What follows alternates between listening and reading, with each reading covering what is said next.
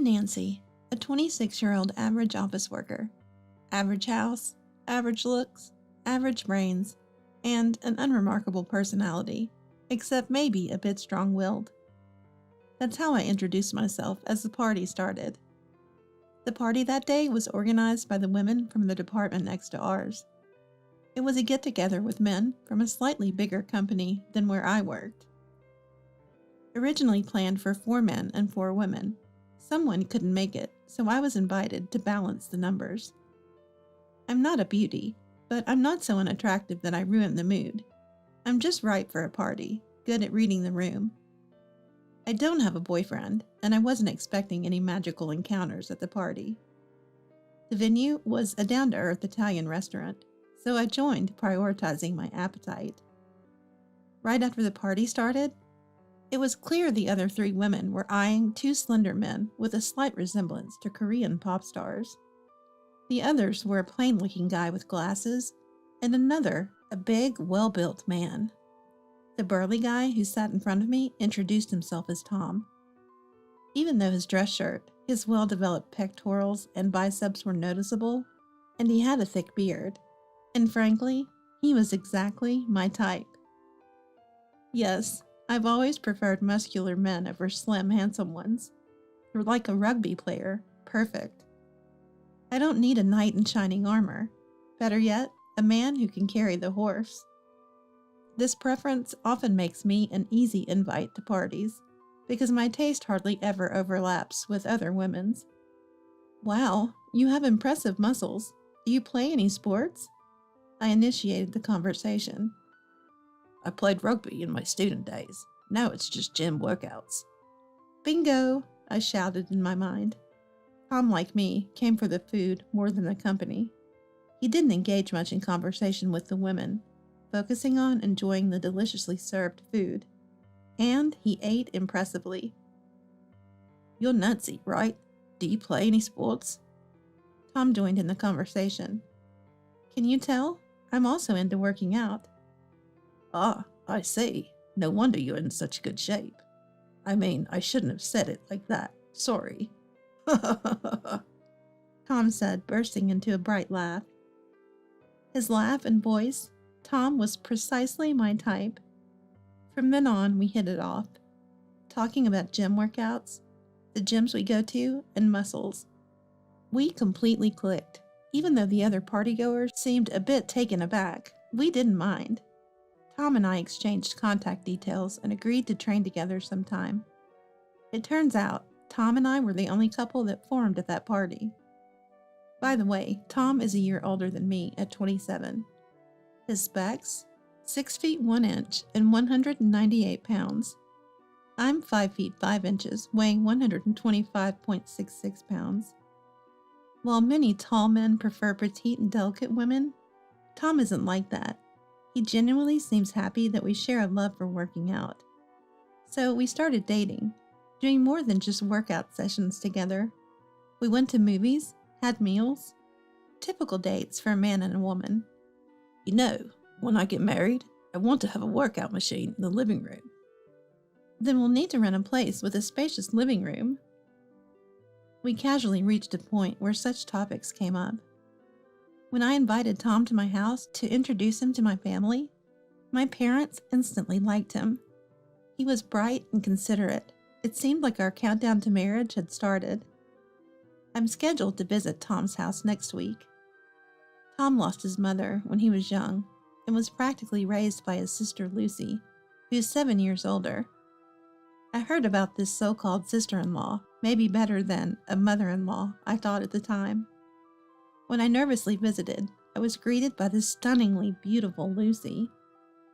She's in her mid-30s, 7 years older than Tom, but even as a woman, I found her mesmerizingly beautiful. She had a face similar to a softened version of Tom's, about my height, but so slender it seemed like she had no muscles, and her long blonde hair was gorgeous. Their dad was stocky, with thick eyebrows, just like Tom. Lucy had prepared an elaborate barbecue, but then a problem arose. I'm allergic to shellfish. Lucy, I'm sorry. I'm allergic to crab and shrimp. I usually get a mild rash if I don't eat too much, but I definitely couldn't eat these. Oh, didn't I tell you, Lucy? Tom knew about this since we had several dinner dates. Nope, didn't hear about it. Sorry, Nancy. It's okay. Tom, could you take these crab and shrimp off my hands? As I said this, Tom cheerfully replied, Gladly. and ate my portion as well. I felt a sharp look from Lucy, but didn't pay much attention to it. Well, I'll be more careful next time. But if you marry Nancy, Tom, you won't be able to eat crab or shrimp, huh? Lucy's words made me realize that I probably wouldn't willingly use ingredients I'm allergic to. Feeling a bit guilty, Lucy added, and he loves them so much. Poor thing. Huh? Wait a minute. Am I being blamed here? As I was feeling uneasy, Tom reassured me. It's okay, really. I can eat crab and shrimp when we're out. Or we can just come here to eat them. His cheerful words were a relief. During my stay, Lucy repeatedly said somewhat spitefully, Tom has always loved crab and shrimp since he was a child. I'll make lots of it for you as long as I can. At that point, I realized I wasn't exactly welcomed. Moreover, as Tom walked me to the door, Lucy followed and said, Even after you're married, you're always welcome here, really. Was she worried I'd whisk Tom away?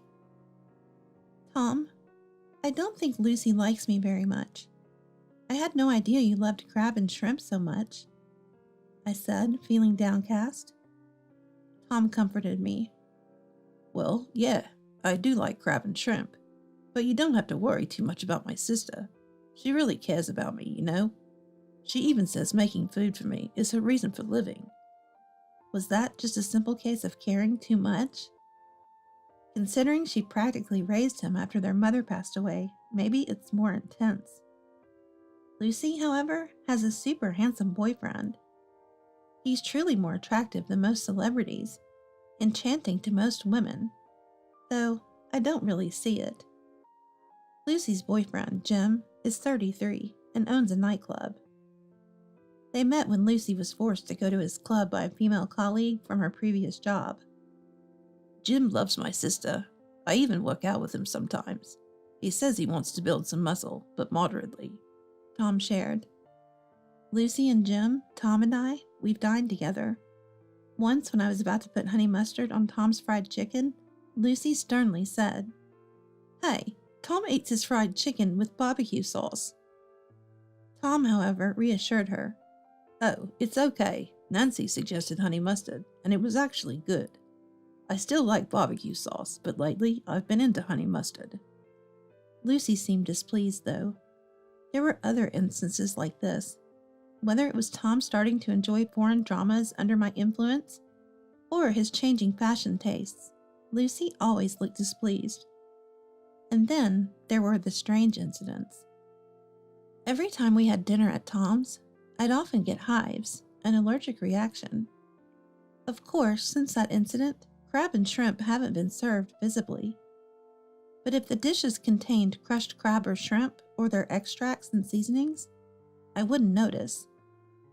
While I was unsettled, I tried to help with the cooking.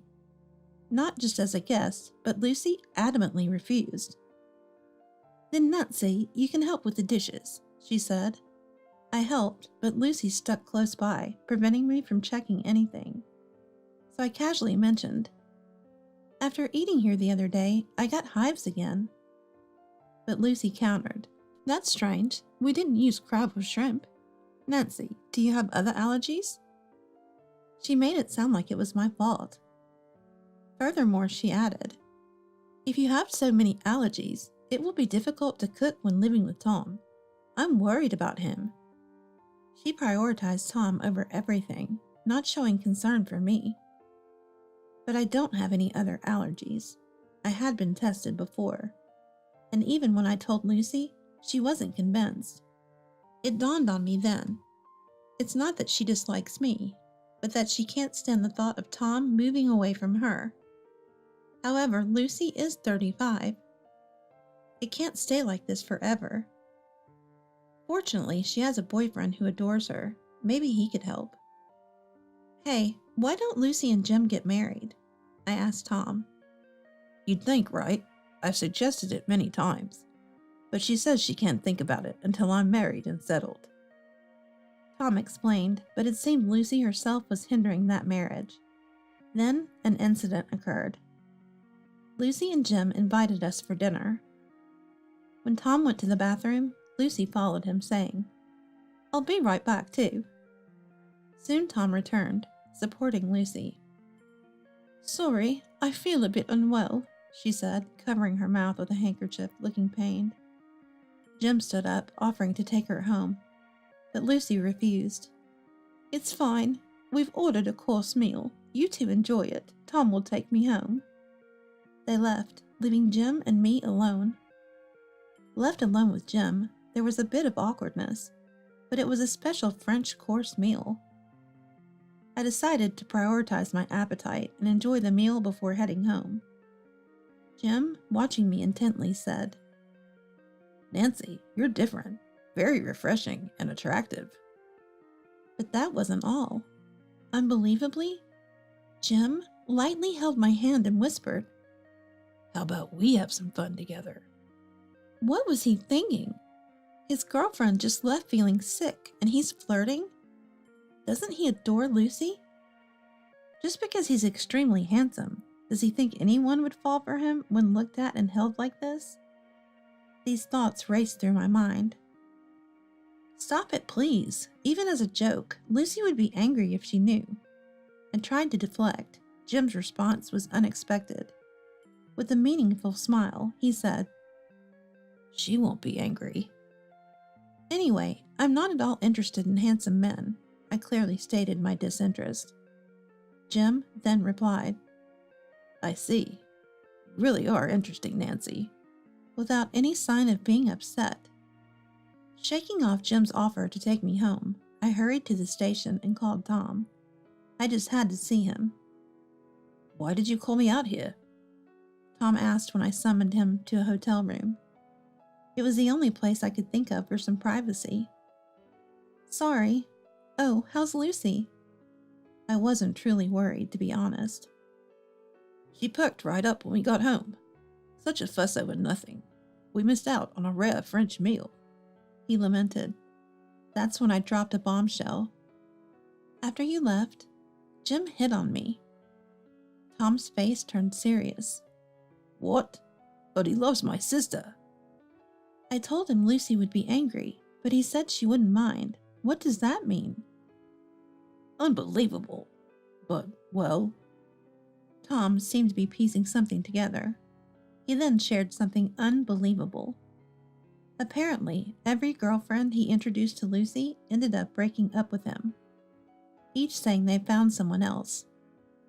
"I once saw one of my exes walking arm in arm with a guy who looked a lot like Jim. He was wearing sunglasses, so I thought it was just a coincidence." I was horrified. Was Jim seducing Tom's girlfriends at Lucy's request to break them up? This was no laughing matter. Although it felt wrong to speak ill of his family, I had to tell Tom about my frequent hives after eating Lucy's cooking, and that I had no allergies other than shellfish. "I get Lucy doesn't want to let you go, but we can't be happy like this, and it's not good for Lucy either." "Yeah, you're right. I'm sorry, Nancy, for getting you involved in all this. I never imagined my sister would go to such lengths." I could tell Tom was shaken, but our future was at stake. "If you choose Lucy over me, then I can no longer see you." Tom's response was firm. "I choose you, Nancy. We'll deal with my sister together. If I move out, she can't do anything." He added earnestly, "I'm just glad you don't like handsome men. I always thought it was my fault I kept getting dumped." Despite the gravity of the situation, I couldn't help but smile a little. This made our bond stronger, and we began to race towards marriage. Since that day, I stopped going to Tom's house. Being apart meant Lucy couldn't interfere. We were moving forward with the wedding preparations, but I couldn't shake off a sense of unease. A quick internet search revealed numerous wedding day disasters. It's better to be prepared just in case. When I asked the wedding planner, "Do you often have trouble on the wedding day?" she immediately sensed something was wrong and asked if I had any concerns. I opened up to her about my worries. Finally, the wedding day arrived. Hoping for a trouble-free day, I entered the dressing room only to be greeted by a shocking scene. There was Lucy, Tom's sister, cutting up the wedding dress with a large cutter knife. Destroyed accessories were scattered around her feet. I had expected some sabotage, like spilling water or coffee on the dress, but not this. "It's all ruined now," Lucy said with a twisted smile. "You know all of that is rented, right?" Of course, that's expected. Most people don't commission couture dresses for their wedding, unless they're extremely wealthy. Lucy's smile faltered. "What? But you can't have a wedding without a dress." I anticipated something like this and reserved a second dress. I preferred the other one, but it can't be helped, I said, trying to stay calm. Then Tom entered the room, immediately understanding the situation. "Sis, what have you done?" he stammered. The wedding planner, who accompanied him, asked, "These dresses and accessories belong to our venue. Shall we report this as property damage?" "We'll pay for everything. I don't want a criminal in the family on the wedding day," Tom said. Hearing the word criminal from Tom seemed to make Lucy realize the gravity of the situation. "Criminal? I'm just opposing this marriage," she shouted. "Lucy, we've already registered our marriage. Even if today's ceremony is canceled, we're already husband and wife," I told her. Lucy froze for a moment, then collapsed, murmuring, "No, that can't be. I didn't know. It's a lie." Tom added, "Please, sis, don't make me dislike you any more than this." Hearing those words, Lucy collapsed and started crying loudly like a child, calling out, "Tom! Tom!" Unable to calm her, Tom took Lucy out of the dressing room, while I hurriedly finished my makeup and changed into the spare dress. By then, my family, Tom's father, and even Jim had arrived at the venue. "She really did it, huh?" Jim commented. I wondered why he hadn't stopped her if he saw it coming, but then remembered he was part of her schemes. Probably nobody could have stopped her anyway. After handing the continuously crying Lucy to Jim, Tom and I explained the situation to our parents.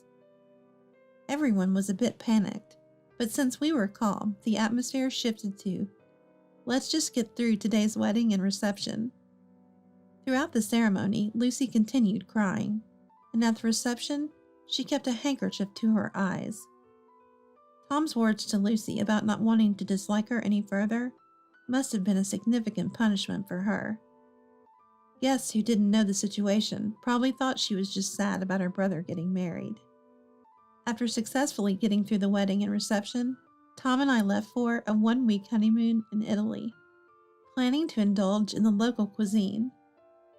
3 months later, Jim visited our new home. Tom hadn't been back home since leaving and had not seen Lucy.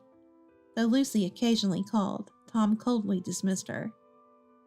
Still, Tom asked Jim about Lucy, and to our surprise, Jim said, "Actually, I'm thinking of breaking up with her." "What?" I was surprised. She loved him enough to do such a thing at Lucy's request? "It seems like she's just exhausted since then. She's not the woman I fell in love with anymore. I used to love her determination and effort in trying so hard for Tom's sake." I understood his feelings, yet I wanted Jim to stay with Lucy, to prevent any future trouble from affecting us. "Why don't you marry her and have a child? If you have a son who looks like Tom, she might become passionate again," I suggested, aware of my own selfish intentions. I wanted to protect my current life, especially with a baby on the way, and the worry of what would happen if the child resembled Tom. Jim surprisingly embraced my outlandish suggestion, saying, "That's a great idea. I never thought of marriage, but I'll consider it, thanks. Incredibly, within just a month of this conversation, Jim and Lucy were married. Our son, who looks just like me, was a surprise. I had never been particularly fond of children, but my own child proved to be exceptionally adorable. Now I can somewhat understand Lucy's attachment to Tom. Just don't become like my sister, Tom said with a sad, complicated expression. As for Lucy and her husband Jim, they had a child as planned. The couple, who are stunning together, didn't have a boy resembling Tom, but a very cute little girl. Unexpectedly, it was Jim who became completely smitten with their daughter. He even sends us her pictures without being asked. Their daughter, now 1 year old, is growing more angelic by the day. Our mischievous 2-year-old son, in contrast, is also dearly beloved. Jim often says things like, I'll never let her marry. If a boyfriend comes around, I'll do whatever it takes to chase him off. I find Jim and Lucy quite similar in this regard. There seems to be never-ending strife between them over their daughter, but frankly, it's none of my concern. I do wonder why we only receive pictures of their daughter, and none of the three together as a family. But that too is not my business. Mainly because I'm 2 months away from giving birth myself, to twins, and our mischievous son is already quite a handful. There's no time to worry about other families.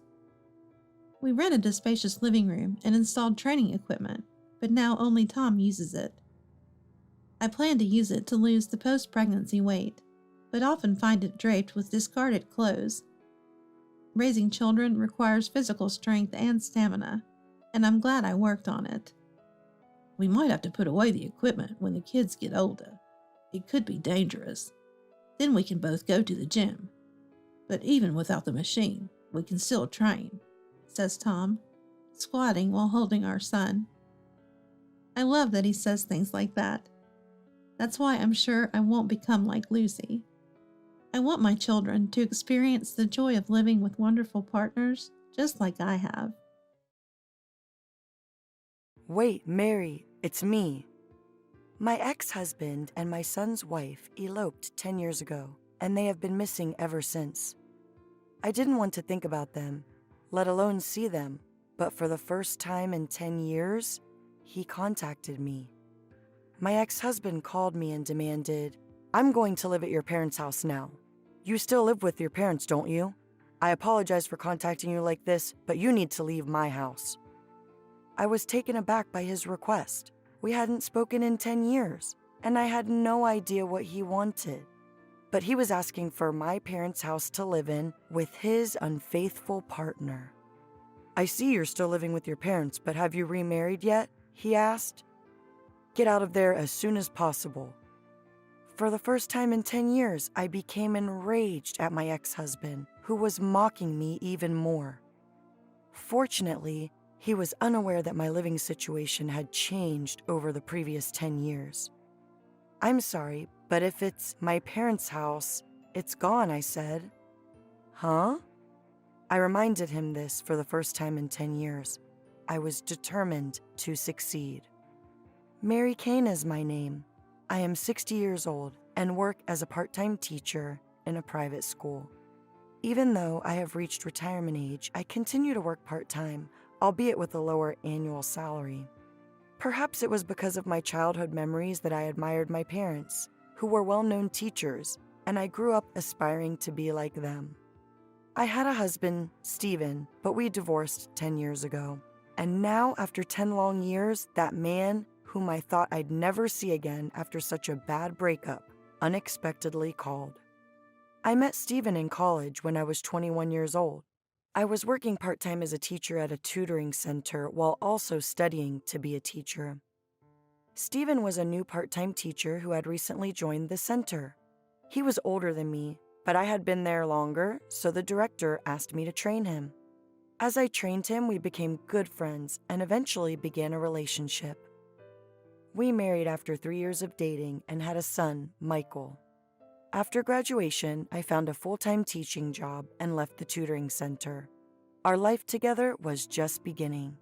After 25 years, Michael married Sarah, whom he'd met at a design school in New York. We congratulated Michael on his marriage and spent our days hoping that they would build a happy family together. Then, Michael unexpectedly returned home and wanted to confide in me. He had been working as a prototype designer, specializing in figurines, and hadn't been home in a long time. But it seemed that something was bothering him. "You know, Mom, you're married to Dad, aren't you?" he asked. "Yes." I was thrilled to see him, but began to worry. "I saw Dad walking around Brooklyn with Sarah the other day," he explained. "Okay."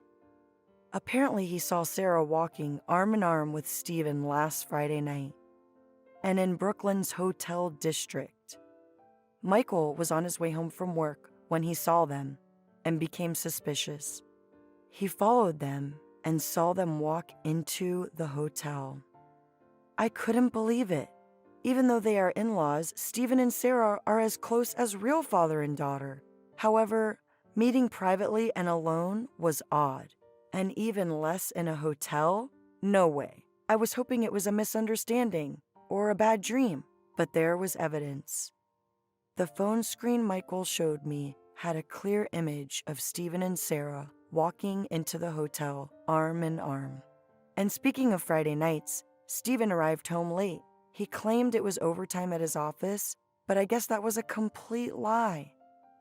Furthermore, I remembered that Stephen had been arriving home late on an increasing number of days in the last few months.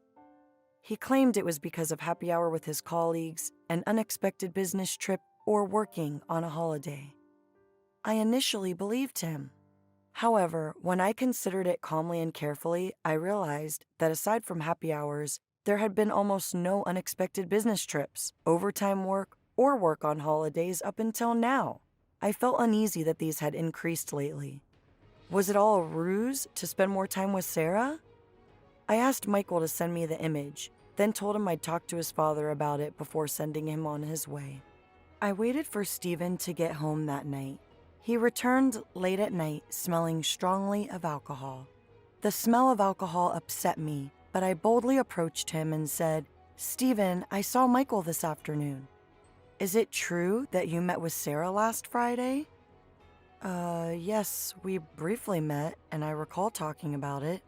The question had woken him up, and his eyes began to dart.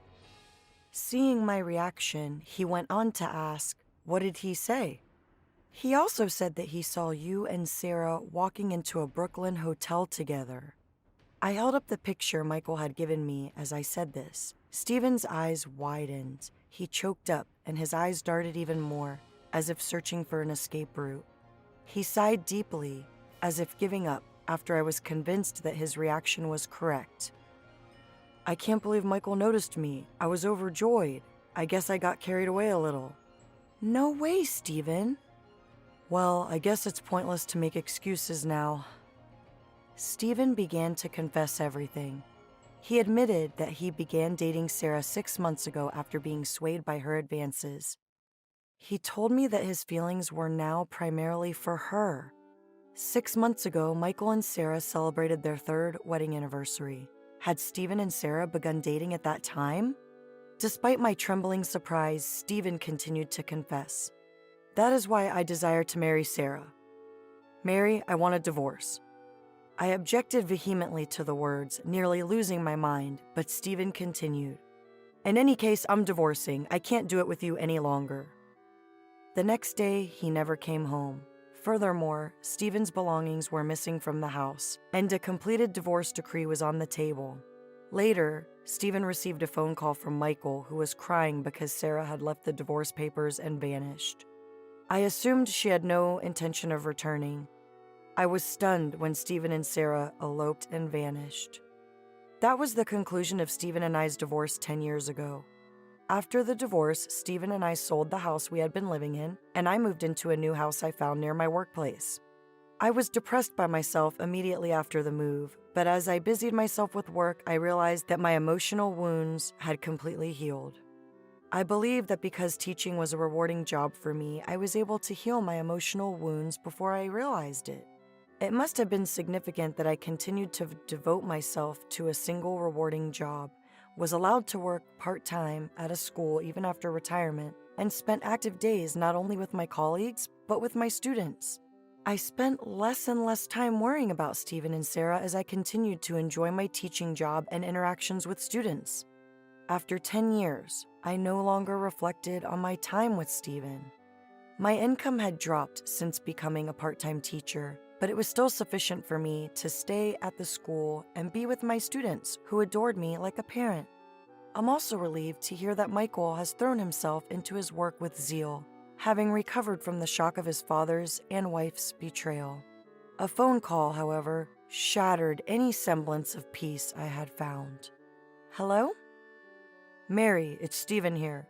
Stephen? It was the first time in 10 years I had heard my ex-husband's voice. I thought I'd never hear it again, but when I did, I couldn't help but scream. What do you want right now? You didn't come here to talk about the good old days, did you? Unintentionally, my words came out stronger than I expected, but that was completely understandable. I hadn't spoken to Stephen in 10 years, and no matter how hard I tried, he is the one who insisted on the divorce. Stephen, who had somehow managed to keep his emotions under control and maintain a sense of normalcy, remembered this and said to me, Hey, what do you want from me? Why did you contact me? You are the reason we are divorced. I no longer consider you my husband, and I don't want to see you or even hear your voice.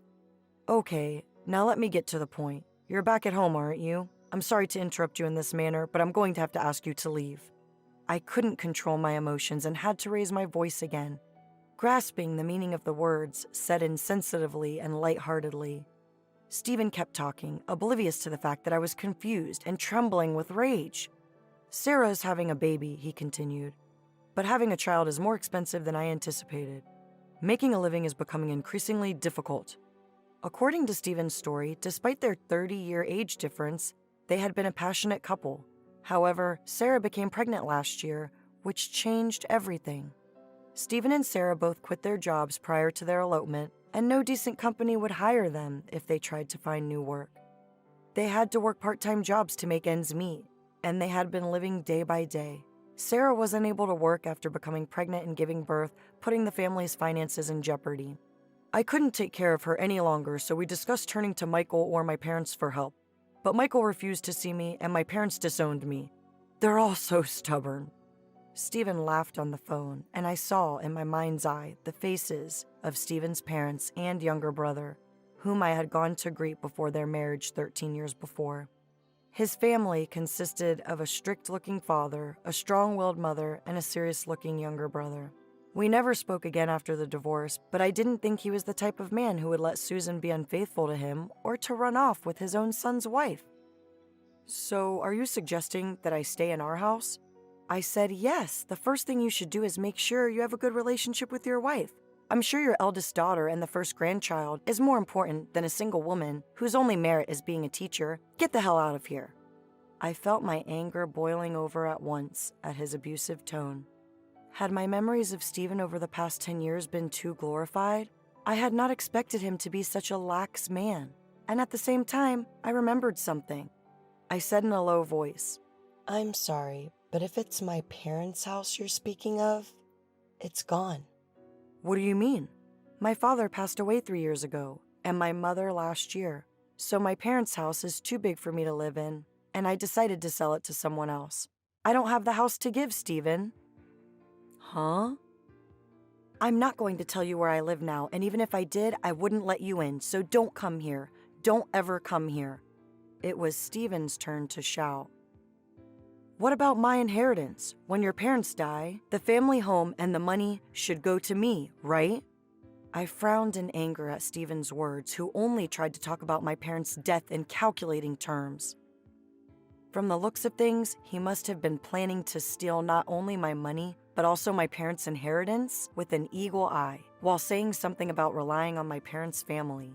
However, it was already too late to take the chance.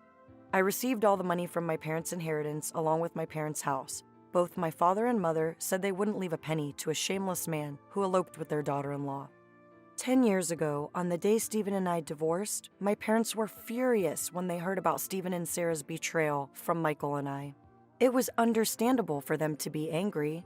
They had known Stephen and Sarah since before they were married and had been kind to Stephen as if he was their own son.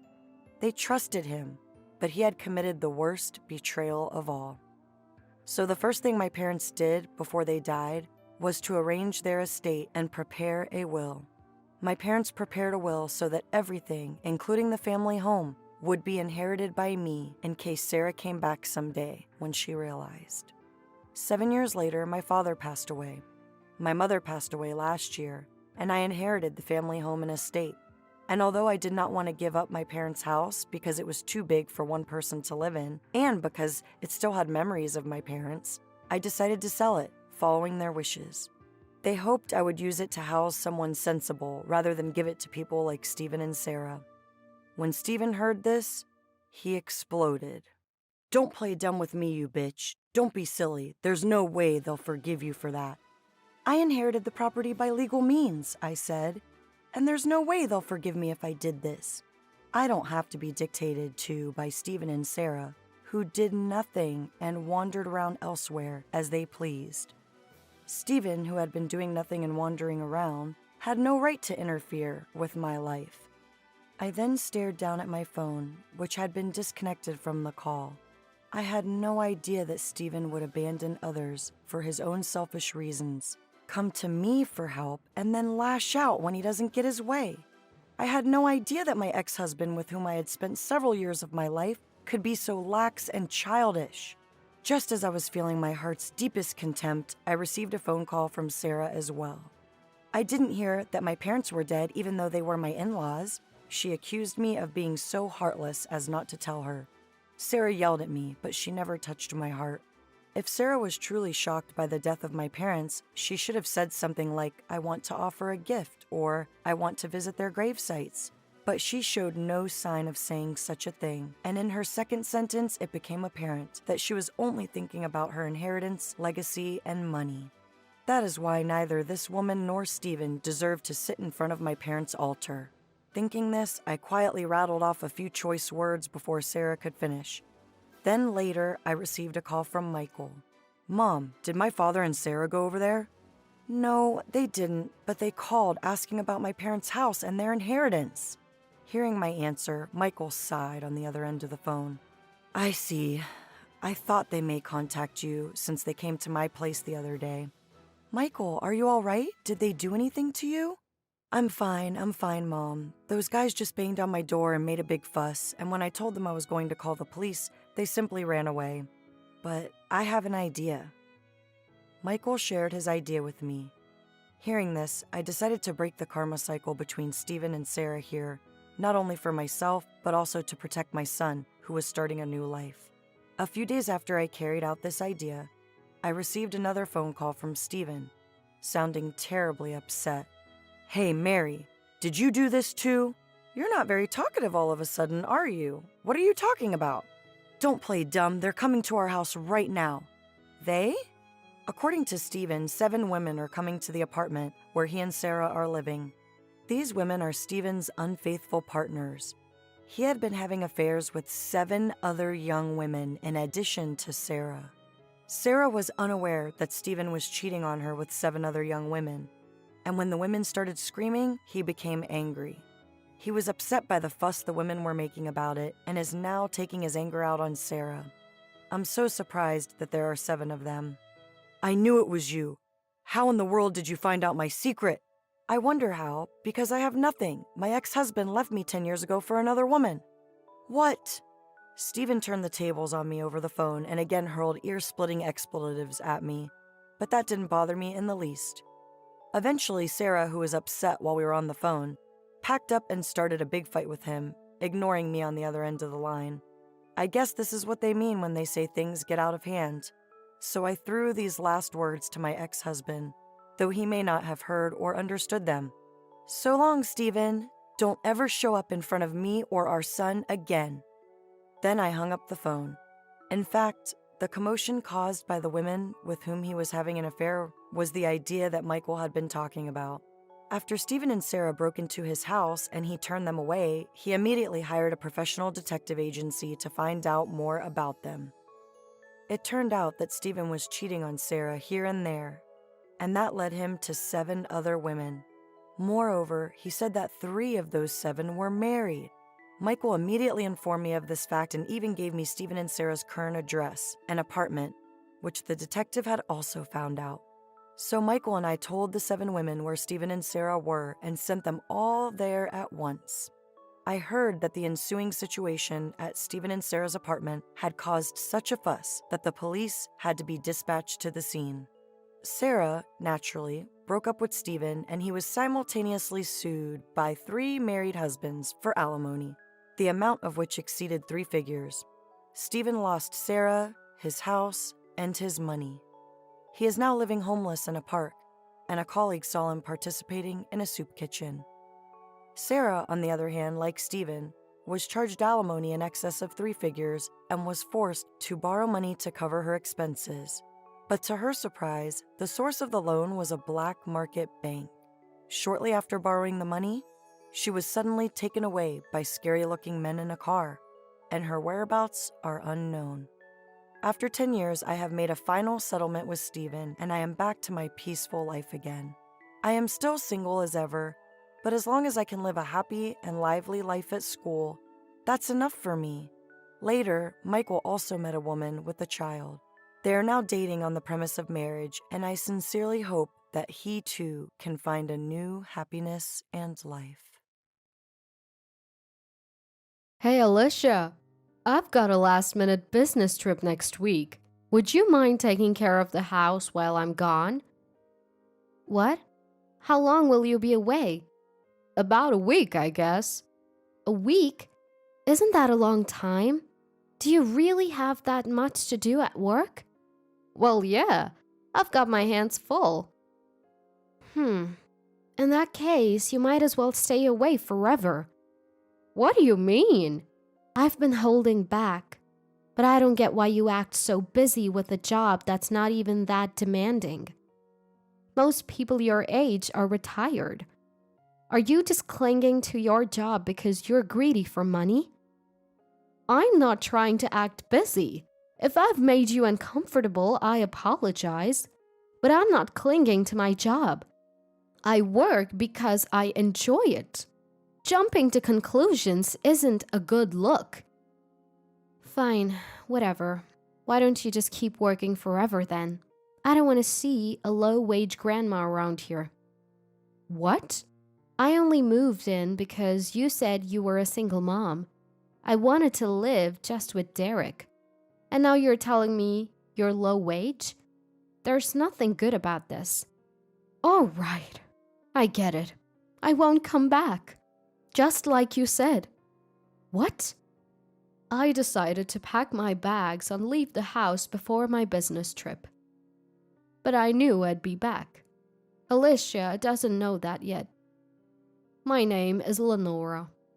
About 1.5 years ago, my son Derek called to say he had something important to discuss and was coming home. He was almost 30, so maybe he was getting married. But he'd said he wasn't interested in marriage just 1 year ago. Probably he needed to borrow money or something. But on the day he arrived, he brought a lovely woman with him. We've been dating for almost 1 year, and we're thinking of getting married. What? Really? I was genuinely surprised. My son, who had said he wasn't interested in marriage, was now getting married. Didn't you say you weren't interested in marriage? Well, I knew I'd have to get married eventually. Then I met Alicia and knew I wanted to spend the rest of my life with her. So I proposed. I see. What do you like about Derek, Alicia? Hey, don't ask embarrassing questions.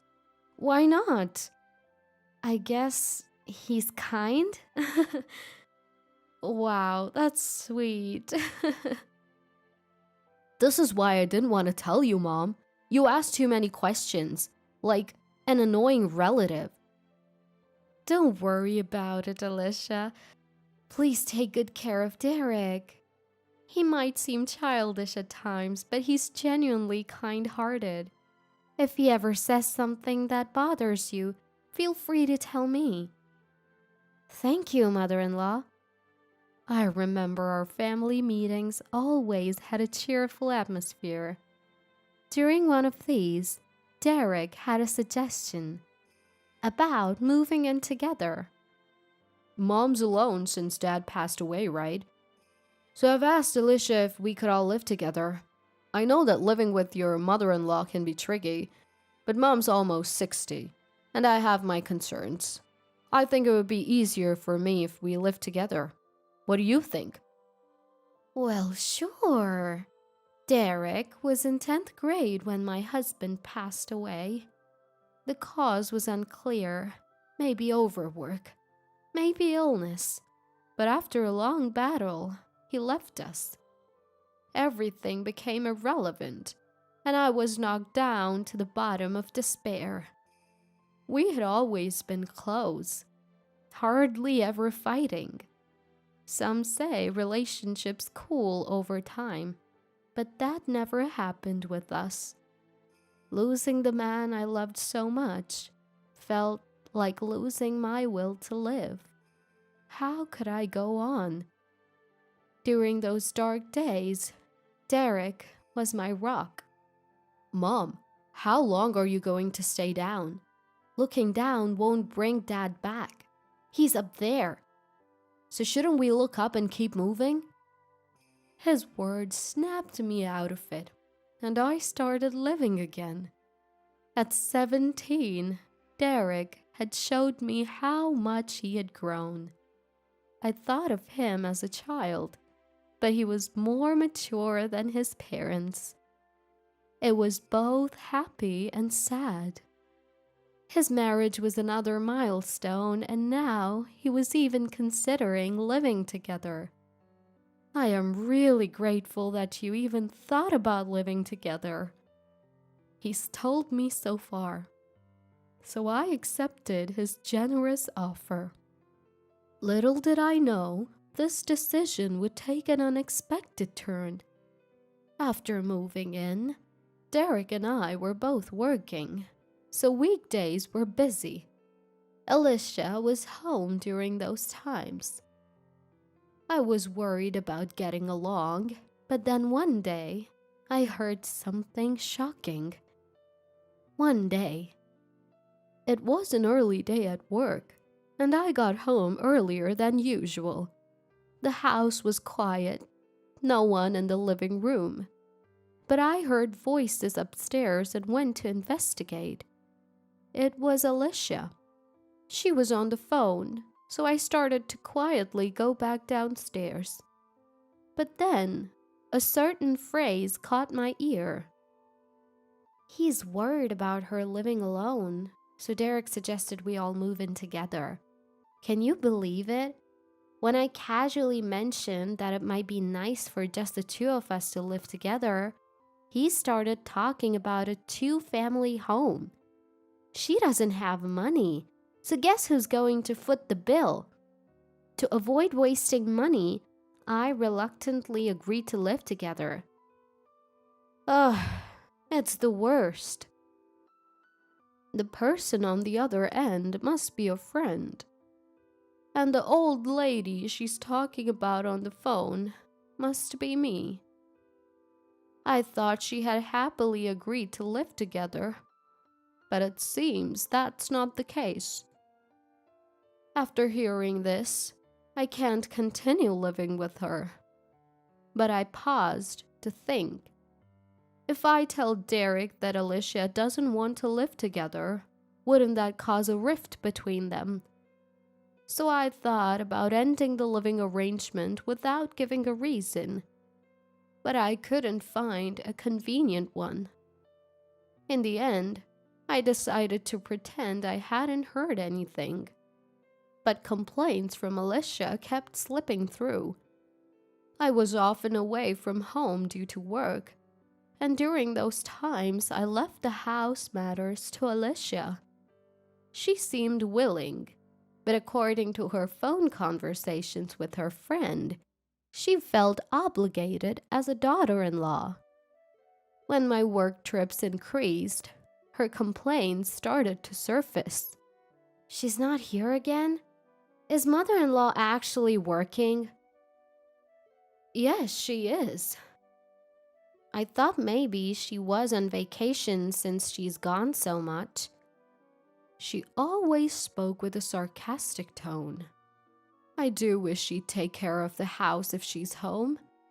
I always express my gratitude, but she seems unsatisfied. And that brings us to now. Alicia told me not to come back, so I decided to leave as she wished. There's something I've been hiding from Alicia and Derek. I said I often have work trips, but that's not true. I've been staying away to give them more time together. Lately, I've increased the frequency, making sure I'm away at least 2 days every 2 weeks. I thought this was the best way to avoid conflict, but it seems I was wrong. I've caused this situation with my decisions. So, I have a responsibility to make it right. With that in mind, I contacted Derek. We agreed to meet, and I headed to the designated location. According to Derek, Alicia told him that I didn't want to live together anymore. She can lie even in this situation. That's something. So is it true? You don't want to live together? I never felt that way, but it seems Alicia did. What's going on? I overheard her talking to a friend on the phone. She said she never wanted to live with us in the first place. She only agreed because making it a 2-family home would cost more. Really? Yeah. I would have been fine not living together too. But Derek suggested it, and I thought it might cause a fight between you two, so I didn't bring it up. I see. But I get where she's coming from. Living in someone else's house isn't ideal. Everyone wants their own space. You're right. Maybe we didn't communicate enough as a couple. I might have been too pushy with my opinions. True. I'd like to say, let's talk it out and get along. But there's something important. Did Derek buy Alicia's red bag? Red bag? Not sure. Why do you ask? There's a chance Alicia might be cheating. What? Are you kidding? Why would you think that? If this is some kind of venting, I won't stand for it. Do you really think I'd make something like this up? I have my suspicions. Remember how I said she's always complaining on the phone? I thought she was talking to a girlfriend, but then I heard her say, "Is everything okay with your girlfriend? And come over on Wednesday when I'm home alone." Are you serious? I can't say for sure it's cheating, but it's worth considering. I'll ask Alicia directly. Thanks, Mom. Hold on. Do you think she'll just admit it? Like I said, she mentioned Wednesday. That's probably when the other guy comes over. Why not confront her then? Good point. Tomorrow's Wednesday, and I've got the day off. I'm off work tomorrow afternoon too. Maybe it's time to make her regret kicking me out and calling me low income. And so, Derek and I decided to put our plan into action the next day. By the way, when I asked Derek why he hadn't told Alicia about my job, he said she wouldn't understand anyway. She thought being an executive meant something like a student organization leader or a volunteer role, and assumed I didn't have much money. The next day arrived. After finishing work, I headed home and found Derek already waiting near our house. He said he saw a man we'd seen at a wedding go into our house. When we talked, it turned out that a man we'd seen at a wedding had gone into the house. That guy was mingling with Alicia's classmates at the wedding. He was getting a little too friendly with her, and it annoyed me. Interesting. Well, shall we go in? We entered our home. As expected, the living room was empty. In contrast, we could hear cheerful voices coming from upstairs.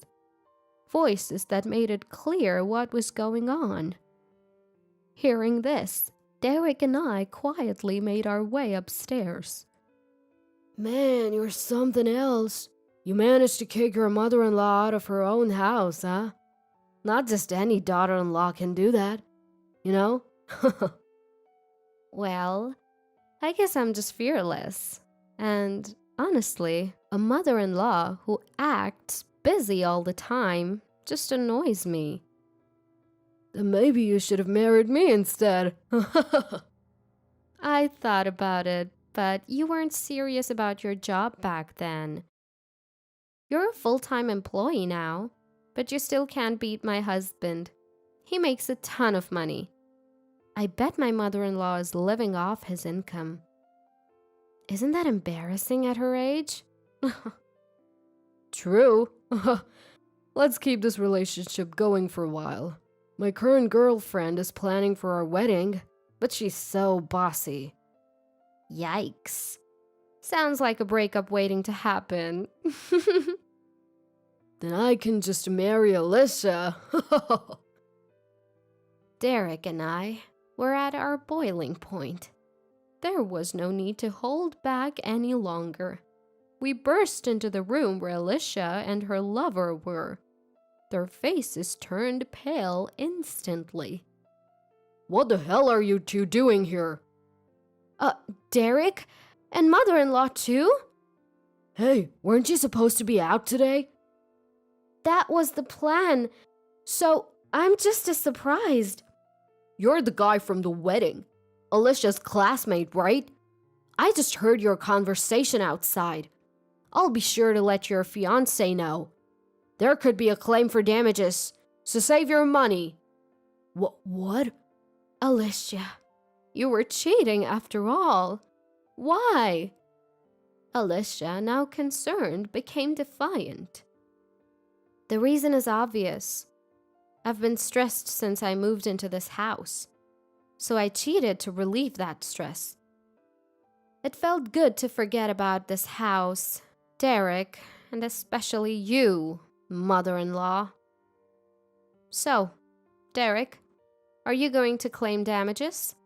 Absolutely. Oh, really? I am a housewife, you know. I can't pay. Are you doing this because mother-in-law told you to? She's really greedy, isn't she? Wow, you're still talking back in this situation? Yeah, I was getting tired of trying to please a low-income old lady anyway. You've got it all wrong. Let me explain in terms you can understand. You think being a CEO means having a lot of money, right? Yes. Before you and Derek got married, I was the CEO of a company. What? Now I've stepped down and serve as an executive.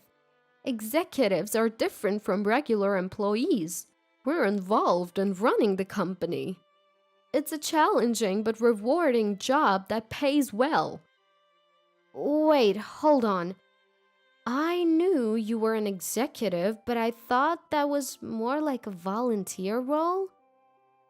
That's where you're wrong. I don't know how you concluded that I was low income. You should have realized I had some money when you found out I raised Derek on my own. Oh, I never hid this from you. You just didn't understand. Don't take it personally. And about not paying damages because you're a housewife, that's not going to fly. We'll find a way to get it back, like selling that red bag of yours. What? It looks expensive. We'll have other ways too. We have a very competent lawyer who'll make sure you're cornered, my dear. Ugh! Oh! And so, this chapter came to a close. Derek and Alicia got divorced. Derek claimed damages, and the man's fiancée was furious, breaking off their engagement. They're both working hard now, probably for a long time, to pay off the damages. It will probably pay off over a long period of time. Derek is single again, but is eager to remarry. He told me he'll bring someone who will cherish me next time. I'm so proud of my son. I look forward to watching Derek grow and plan to enjoy the rest of my life with a smile. Welcome back. We're getting a divorce. The divorce papers are inside. I had just returned home, cradling my newborn daughter in my arms. My husband coldly dropped the bombshell and then tried to leave the house as if nothing happened. In my daze, I managed to grasp his arm, desperate for an explanation. What do you mean by divorce? You need to explain properly. I don't understand. Nothing much, just that I don't love you anymore. His words left me with nothing but despair. Was I the only one who was thrilled about the life that was about to begin with the three of us, now that our child was born healthy? And without even glancing at my daughter's face, my husband left with a large suitcase. My name is Mary, and I'm a 35-year-old stay-at-home mom. I'm a bit timid and was drawn to my husband's proactive personality, which is why I started dating him. A year later, I became pregnant and we decided to get married. With the sound of my baby's first cries, "Wah! Wah!" I finally met my little angel, weighing in at a healthy 6.6 pounds. She's a very lively girl. My adorable baby. I sent a photo of our daughter to my husband by email and then called him, but he uttered unbelievable words. What is this? Huh? She's not cute. Actually, she looks like a monkey. LOL. What are you saying? She's your daughter. After that, I lost all contact with my husband. No matter how many times I called, he wouldn't answer. I was shocked and couldn't understand why he would say such a thing to our child. Looking back, my husband never showed much interest in our unborn baby and always seemed distracted. I had always felt uneasy about his indifference, but I was too busy dealing with severe morning sickness to address his aloof behavior. Throughout my hospital stay after childbirth, my husband never showed up, and my anxiety grew. Once he meets our baby, I'm sure Thomas will change. I kept repeating this phrase to myself like a mantra, but my wish didn't come true. My husband disappeared, leaving me and our newborn daughter behind. What should I do now? I don't have anyone to rely on. I have no parents, and my only relatives are my in-laws. My father-in-law is a quiet man who treats me kindly, but my mother-in-law is tough, and to be honest, I always felt a bit intimidated by her. Mary, how long do you plan to be a stay-at-home mom? Huh? Don't slack off just because you're pregnant. Find a job and work. Don't depend on your husband. But Thomas said he wanted me to take care of the house. I don't want to hear your excuses. From now on, you will have to balance both work and childcare. Got it? We never got along, so I felt that I couldn't rely on my in-laws. I was at a loss in this situation, but I decided to at least put my daughter to bed and open the door to go inside. However, an eerie sight awaited me. What is this? The crib I had prepared for my daughter, all the baby items, and even the furniture had all disappeared. All that was left was my few belongings and the divorce papers left on the floor. I couldn't stand and collapsed on the floor. Then my phone rang. It was my husband. Could it be that he regretted the divorce? Surely he'll reconsider and come back to me. With the sweet hope in my heart, I quickly picked up the phone. Hello? Is that you? Where are you now? Please come back soon. I forgot to tell you, but I sold the house. You need to be out by tomorrow. You're joking. What am I supposed to do? Maybe you should try being homeless. I was shocked. How much more does my husband want to hurt me? Overwhelmed by my emotions, I sobbed and pleaded with him for an explanation. First you tell me we're getting a divorce, and now you've sold the house? What have I done? Have you looked at yourself since you got pregnant? What do you mean? You looked so pale every day. I thought I was living with a ghost. He said that with a snort, and then he continued in a cold voice. I married you because you were a woman who would do anything I said, but now I regret it. What? I'm divorcing you because I'm tired of your timid personality. That's so unfair. You're being too selfish. There's nothing more to talk about. Get your stuff and get out of the house. Bye. At that moment, I felt a surge of hatred towards my husband for the first time. But no matter how much I blamed him, our situation wouldn't change. Feeling powerless, I decided to leave the house to buy diapers and formula that had been thrown away. But my daughter, who had been sleeping soundly until a moment ago, suddenly started crying and wouldn't stop no matter how much I tried to soothe her. Perhaps my daughter sensed my frantic feelings. Having been betrayed by my husband and losing our home, yet still having to do something for her sake.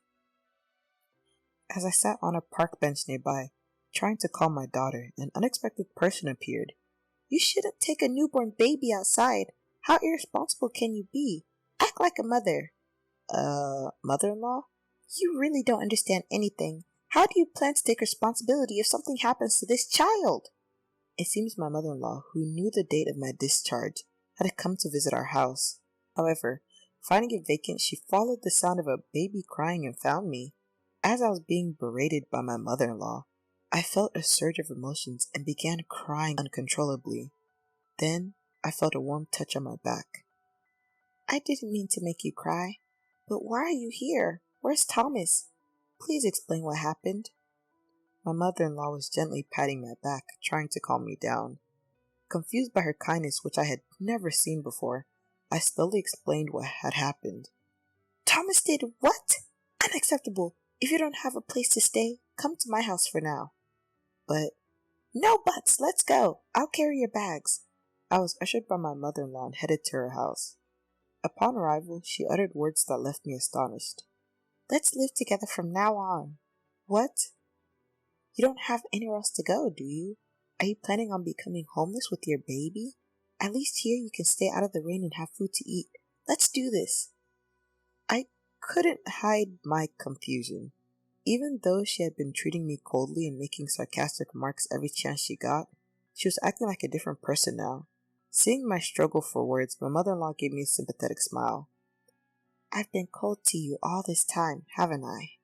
I'm truly sorry. No.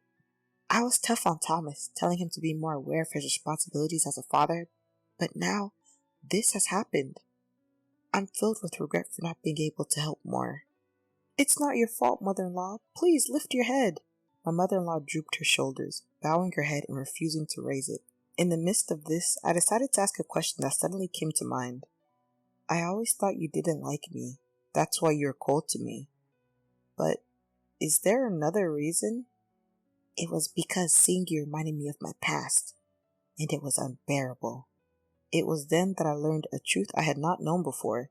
The gentle and quiet man who was my father-in-law had been a womanizer in his youth. My husband, who is similar in character to my father-in-law, had also frequently caused trouble due to his relationships with women.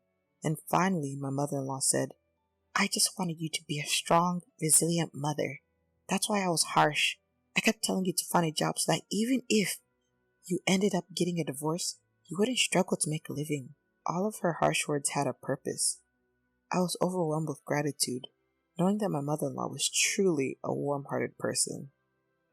But why didn't you divorce my father-in-law, mother-in-law? I don't think I could bear infidelity. I would definitely divorce. That's because I was the one who was supporting our family all along. What do you mean? He used to look down on me, a stay-at-home wife at the time, and changed women as if they were disposable. But I couldn't stand it, so I started to work. Eventually, I started earning more than him. He didn't want to lose the comfortable life we had, so he became submissive to avoid me divorcing him. So the father-in-law I see today is the reformed version after he reflected on his actions. Exactly. I thought that was the best punishment for him rather than just divorcing him. As I continued to have such a conversation with my mother-in-law, I found myself smiling without realizing it. However, my mother-in-law's expression suddenly turned serious. Speaking of Thomas, suddenly wanting to get a divorce, could it be because he's having an affair and wants to be with that person? Did you notice anything unusual about his behavior? Honestly, I have no idea. But I can't just do nothing and let the divorce happen. I took out the divorce papers I had brought from home. Wait, is this? When we saw the papers, my mother-in-law and I exchanged a look, and we decided to make a plan with a certain resolution in mind. The next day, my mother-in-law called Thomas to put the plan into action. I heard you want to divorce Mary. She already told you, huh? What are you talking about? I'm absolutely thrilled. It's right to divorce someone like that. You should remarry with a younger and more beautiful woman. Yeah, you're right. I never want to see her gloomy face again. She might be living under some bridge by now. What a pathetic man. He seemed to completely believe that my mother-in-law hated me. I felt anger rising within me as I heard him getting overjoyed without knowing I was listening in on the conversation. But hell is waiting for him. Actually, I have someone I'd like to introduce to you. Oh? You've already found your next spouse to remarry? Well, yeah. Well, that's something to celebrate. I'm going to pull out a celebratory gift for the two of you. I have a term deposit of $10,000 maturing next month. I'll give it all to you as a gift. Are you serious? Of course, but in return, I expect a grand celebration and a proper introduction to your partner. Don't rush and register the marriage before that, okay? I got it. Then I'll bring my partner to my family home in a month. Please take care of the gift money. My mother-in-law is such a great actress. My husband fell right into our plan, and mother-in-law and I exchanged satisfied smiles. I decided to continue my secret preparations until the day came. A month later, my husband, oblivious to the trap, arrived at our family home in high spirits with a young woman. I opened the front door with as much composure as I could muster and greeted them. Welcome. Huh? Why are you here? My husband looked as if he was about to faint from surprise, and the woman looked utterly confused. Then my mother-in-law joined us. Come in, she said with an authoritative tone. Overwhelmed, the two timidly entered the living room. Mom, what's going on? Shall we start, Mary? Mother-in-law smirked. I presented them with several photos of them entering a hotel and a report detailing their activities over the past month. I'm suing you for damages. With this much evidence, there's no escaping it. Be ready. Hold on. How did you gather all this evidence? Mother-in-law took care of the detective's fees. She said it's best to leave these things to the professionals. Mom, why would you cooperate with her like this? Oh, am I wrong? Who would side with a man who abandons his wife and child for another woman and plans to remarry? It's outrageous. What about the $10,000 gift money? That was a lie to keep you from filing the marriage registration for a month. You tricked me. My husband was visibly upset, and the woman sitting next to him looked like she wasn't expecting this to happen. I thought we had finally managed to punish the two of them, but then my husband said something unbelievable. We're already divorced. You can't sue for damages by claiming I'm cheating on you now.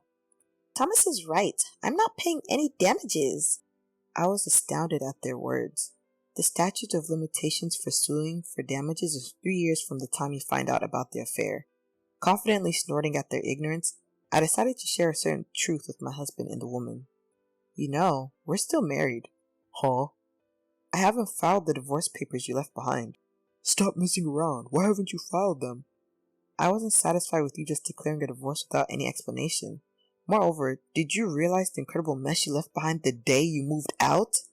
Upon hearing this, my husband and the woman, who were both confused, exchanged glances. I presented them with a certain document.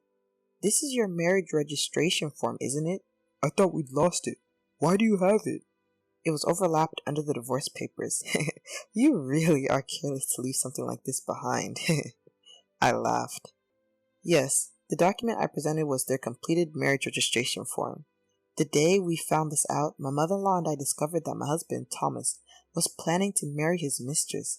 Even though our marriage was still ongoing, we decided not to divorce immediately, but to gather evidence to prove that Thomas was having an affair. I will never forgive you for abandoning our family, and you too, Laura. I'll make sure you pay the alimony. As I declared this, the color quickly drained from Thomas's face. However, for some reason, the woman had a triumphant expression on her face. Well, if you're going to divorce him, that's actually fine with me, she smirked. Huh? Because Thomas is rich, he can afford to pay whatever alimony he needs to, right? Hearing the woman's words, I finally understood the odd feeling I had about my husband. Thomas was by no means a high-income earner, yet when he appeared for the first time in a month, he was dressed in head-to-toe designer brands. I presumed that my husband Thomas had been pretending to this woman that he was wealthy. In order to finance his affair, I assumed he sold our furniture, baby items, and even our house. I decided to break the news to this smug woman. I'm sorry to disappoint you, but this man isn't rich at all. What are you talking about? He only makes around $1,500 a month. That's pretty low for his age. I'm his wife. I know what I'm talking about. What? That's not what I heard. Thomas, is what this woman's saying true? Why so silent? You look like you've seen a ghost. Why don't you tell Laura the truth yourself? Unable to utter a word, Thomas just hung his head. The woman, losing her patience, exploded in anger. I call off our engagement. I have no use for a man with no money. Wait, please, don't abandon me. I had never seen my husband in such a pitiful state. As soon as the woman announced the cancellation of their engagement, Thomas fell to his knees, begging for forgiveness. I couldn't stand their display, so I interrupted them with the shout, Enough! If you want to fight, do it elsewhere. Get out right now. The two, startled by my sudden outburst, fell silent. Then my mother-in-law, who had been silent all this time, finally spoke. Thomas, you're no longer my son. Mom, what do you mean by that? I'm disowning you. Take that woman and leave right now. Don't ever show your face again, got it? Frightened by the fierce expressions of me and my mother-in-law, the two were paralyzed. I shoved the pre-prepared written promises at them, making them pledge to pay alimony and, in Thomas's case, child support as well. They left the house as if fleeing. I submitted the divorce papers that very day, putting an end to my married life with Thomas. Afterwards, just as I had expected, my ex-husband broke up with the woman. He had even resorted to borrowing money from loan sharks to pretend to be rich. After collection calls were made to his workplace, he was fired and forced to find day labor jobs to pay the $20,000 alimony and $300 monthly child support. Of course, we also demanded $15,000 from his mistress, who had to resort to working in shady nightclubs to pay it off. As for me, I've managed to build a strong relationship with my mother-in-law, whom I used to be wary of. Having divorced and lost my family, my mother-in-law proposed, Let's continue living together. I decided to rely on her kindness. I've started working and juggling it with raising my child. I can feel myself changing little by little each day. I think it's because I've become a mother and have someone I need to protect, and because I've been watching my mother-in-law up close. I want to continue living peaceful days with my beloved daughter and the in-laws who I want to cherish for the rest of my life. My name is Sharon. I met my husband Ryan through a mutual friend. Ryan was a very kind man, and we got married shortly after meeting. Our whirlwind romance led to a marriage just 3 months after we met, shocking our friends and family. But even now, 3 years into our marriage, we're living happily together. However, as with anything, there have been a few challenges. Since our marriage, the most difficult issue for me has been dealing with my mother-in-law. Her house is within walking distance from ours, but unless it's absolutely necessary, I try to avoid visiting. Why? Because she has a way of subtly bullying me when her husband and Ryan can't hear. This started the very first time I met her. When I went to introduce myself to my future in-laws, there was a moment when we ended up alone together. That's when she dropped her voice and asked me, Sharon dear, where did you go to college?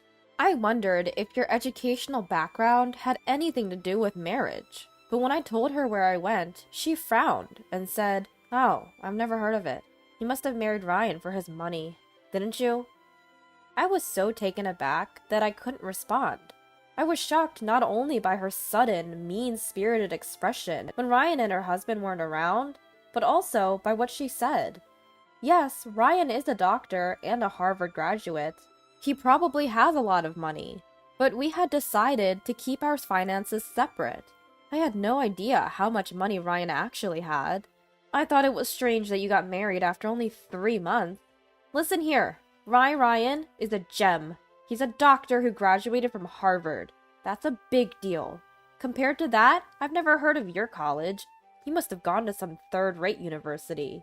If you married Ryan for his money, you should end it right now. I didn't marry him for his money. I truly want to be with Ryan. That's why I wanted to get married. Liar. You look like a fool. Can't bear the thought of someone like you having Ryan's child. Can you imagine a child with your stupid genes? The child would be pitiful, especially after I gave birth to such a smart son like Ryan. Don't worry, Ryan and I have decided not to have children. Ryan and I are both career-oriented. We're proud of our work, and when we decided to get married, we agreed not to have children. Despite her irritating comments, I managed to keep my anger in check and tell her our decision, which seemed to take her by surprise. "What?" she exclaimed, her eyes wide open. After a moment of stunned silence, she glared at me. "So, you're infertile, right?" "No, that's not it. We just decided not to have children." "Lies! It's unheard of for a married couple not to have children if they can. Ugh, why did Ryan decide to marry a woman like you? His life was perfect until now." In response to her lament, I found myself speechless. That's when I remembered Ryan confessing, during a family discussion, "Honestly, I don't really like my mom." Mother-in-law had always been more concerned about Ryan's education and career, rather than Ryan himself. Even then, mother-in-law was about to say something else, but as soon as father-in-law returned, she promptly switched back to her amiable self. When she said, "It's a pleasure to have a beauty like you, Sharon, in our home," with the same mouth she just used to insult me, it gave me the creeps. This mother-in-law, who plays the good wife and mother in front of father-in-law and Ryan, had been wearing this mask since marrying father-in-law. Although she seemed devilish, since mother-in-law kept her opposition to the marriage hidden, but remained cordial in public, Ryan and I were able to get married without a hitch. Even now, 3 years into our marriage, mother-in-law continues to secretly harass me. She had been bad-mouthing me to the neighbors, so when I went to the in-laws' house for some business, it deeply bothered me to see the neighboring ladies whispering about me. There was also a time when I went to visit mother-in-law because she was reportedly unwell, only to find her fit as a fiddle, using the absence of father-in-law and Ryan as an opportunity to lay into me. She went on and on, saying things like, "Isn't it sad for Ryan to live with a fool like you, Sharon? I've heard that when the IQ gap is too great, conversation becomes impossible. Can you two even communicate? I remember Ryan saying he didn't want kids. Are you infertile, or does Ryan not want to pass on your foolish genes? Either way, poor Ryan for marrying you, but the one I feel sorry for the most would be any child who gets those dumb genes. Good for you, Sharon, for being infertile. You always look like a fool to me since we first met. It's embarrassing to think that someone like you is my daughter-in-law. Please lower your face when walking around the neighborhood. It's disgraceful." Though I was quite irritated, I held my tongue and listened without retort. Not because I was a timid wife, but because I was waiting for the right time. The moment I was waiting for was mother-in-law's birthday. Every year on her own birthday, mother-in-law invites me and Ryan to her house and cooks for us. When is my birthday? It's not too much to ask for a meal together as a family, is it? It would be hard for her son Ryan to decline. We've been invited for meals on mother-in-law's birthday every year, this being the 3rd time. For the 1st and 2nd birthday celebrations, I thought, it's not fair to Ryan and father-in-law to put up with mother-in-law's behavior. I can handle it on my own. But my patience, which isn't particularly enduring, had reached its limit. At this year's birthday meal, just as we were enjoying the usual meal and chatting casually with drinks in hand, I took out my phone with a smile. "Excuse me for springing this on you, but I've decided that today will be the last time I come here." Everyone was taken aback by what I said. Feeling a bit guilty for shocking not just mother-in-law, but father-in-law and Ryan too, I continued. Actually, I've been receiving quite a lot of nasty comments from mother-in-law behind my back, and I simply can't bear it anymore. Just seeing her face has been giving me hives recently. This stress is too much, so I've decided not to come to this house anymore. My father-in-law asked my mother-in-law, "Did you really say something?" Caught off guard, she quickly shook her head. "I didn't say anything. I didn't say anything at all. Is it possible you misunderstood something, Sharon?" She plastered on her usual smile, but her eyes didn't share the sentiment. I felt the pressure from her to keep silent, but I had no reason to comply. I reached for my phone lying on the table and played an audio recording. "You, with no education, being the wife? It's unbearable. Day in, day out, the thought of you as the wife sends chills down my spine and brings nightmares."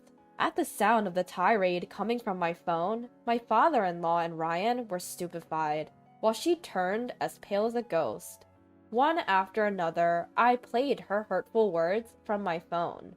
I had been silently recording her tirades, waiting for the perfect moment to use them. Why the woman who can't even have children staying at home? Go outside and work for a change. You claim to work from home, but that's a lie, isn't it? Living off Ryan's money, you're nothing but a leech. Hey, Mom. The one who finally spoke up amidst the relentless stream of hurtful words was Ryan, his face as red as a beet. "Why are you saying such terrible things to Sharon? And to think you said all this where Dad and I couldn't hear? That's just too devious." "No, it's not true. It's all lies." "Lies? With all this evidence, you think we're going to believe your excuses now?" Faced with the anger of her beloved son, she seemed lost and confused, repeating over and over like a broken record, "It's not true. It's all lies." In his rage, Ryan said to her, "You've been going on about education and calling Sharon stupid, but she's a Harvard graduate, just like me." "What?" She seemed so shocked she might topple over. "But it's true. I'm a Harvard graduate." "Well, when I asked Sharon about her college, she mentioned some university I've never heard of," she began, and I decided to use this opportunity to retaliate for all the times I'd remained silent. "I attended a university in Japan because I wanted to further my Japanese studies after graduating from Harvard. It seems like you were unaware." "Well, if that's the case, why didn't you say so?" "Even if I had told you that I graduated from Harvard, you were going to badger me about being infertile. Whether I retorted or not, if you were just going to keep criticizing me, I saw no point in defending myself. Also, you seem to think I was idling around at home, but I've been working all along." As I spoke, I pulled out a thick book from my bag. This was a book I'd decided to bring along today, despite its weight. Seeing her dumbfounded expression made me feel it was all worth it. It's sold in bookstores. Yes, it's a bestseller and will soon be adapted into a movie. The book is written by a Japanese author, and I'm the one who translated it. She had refused to believe I was working from home, but I've been a translator all along. Thankfully, I've received work from various places, and if you search my pen name online, you'll find numerous articles. I'm a fairly well-known translator.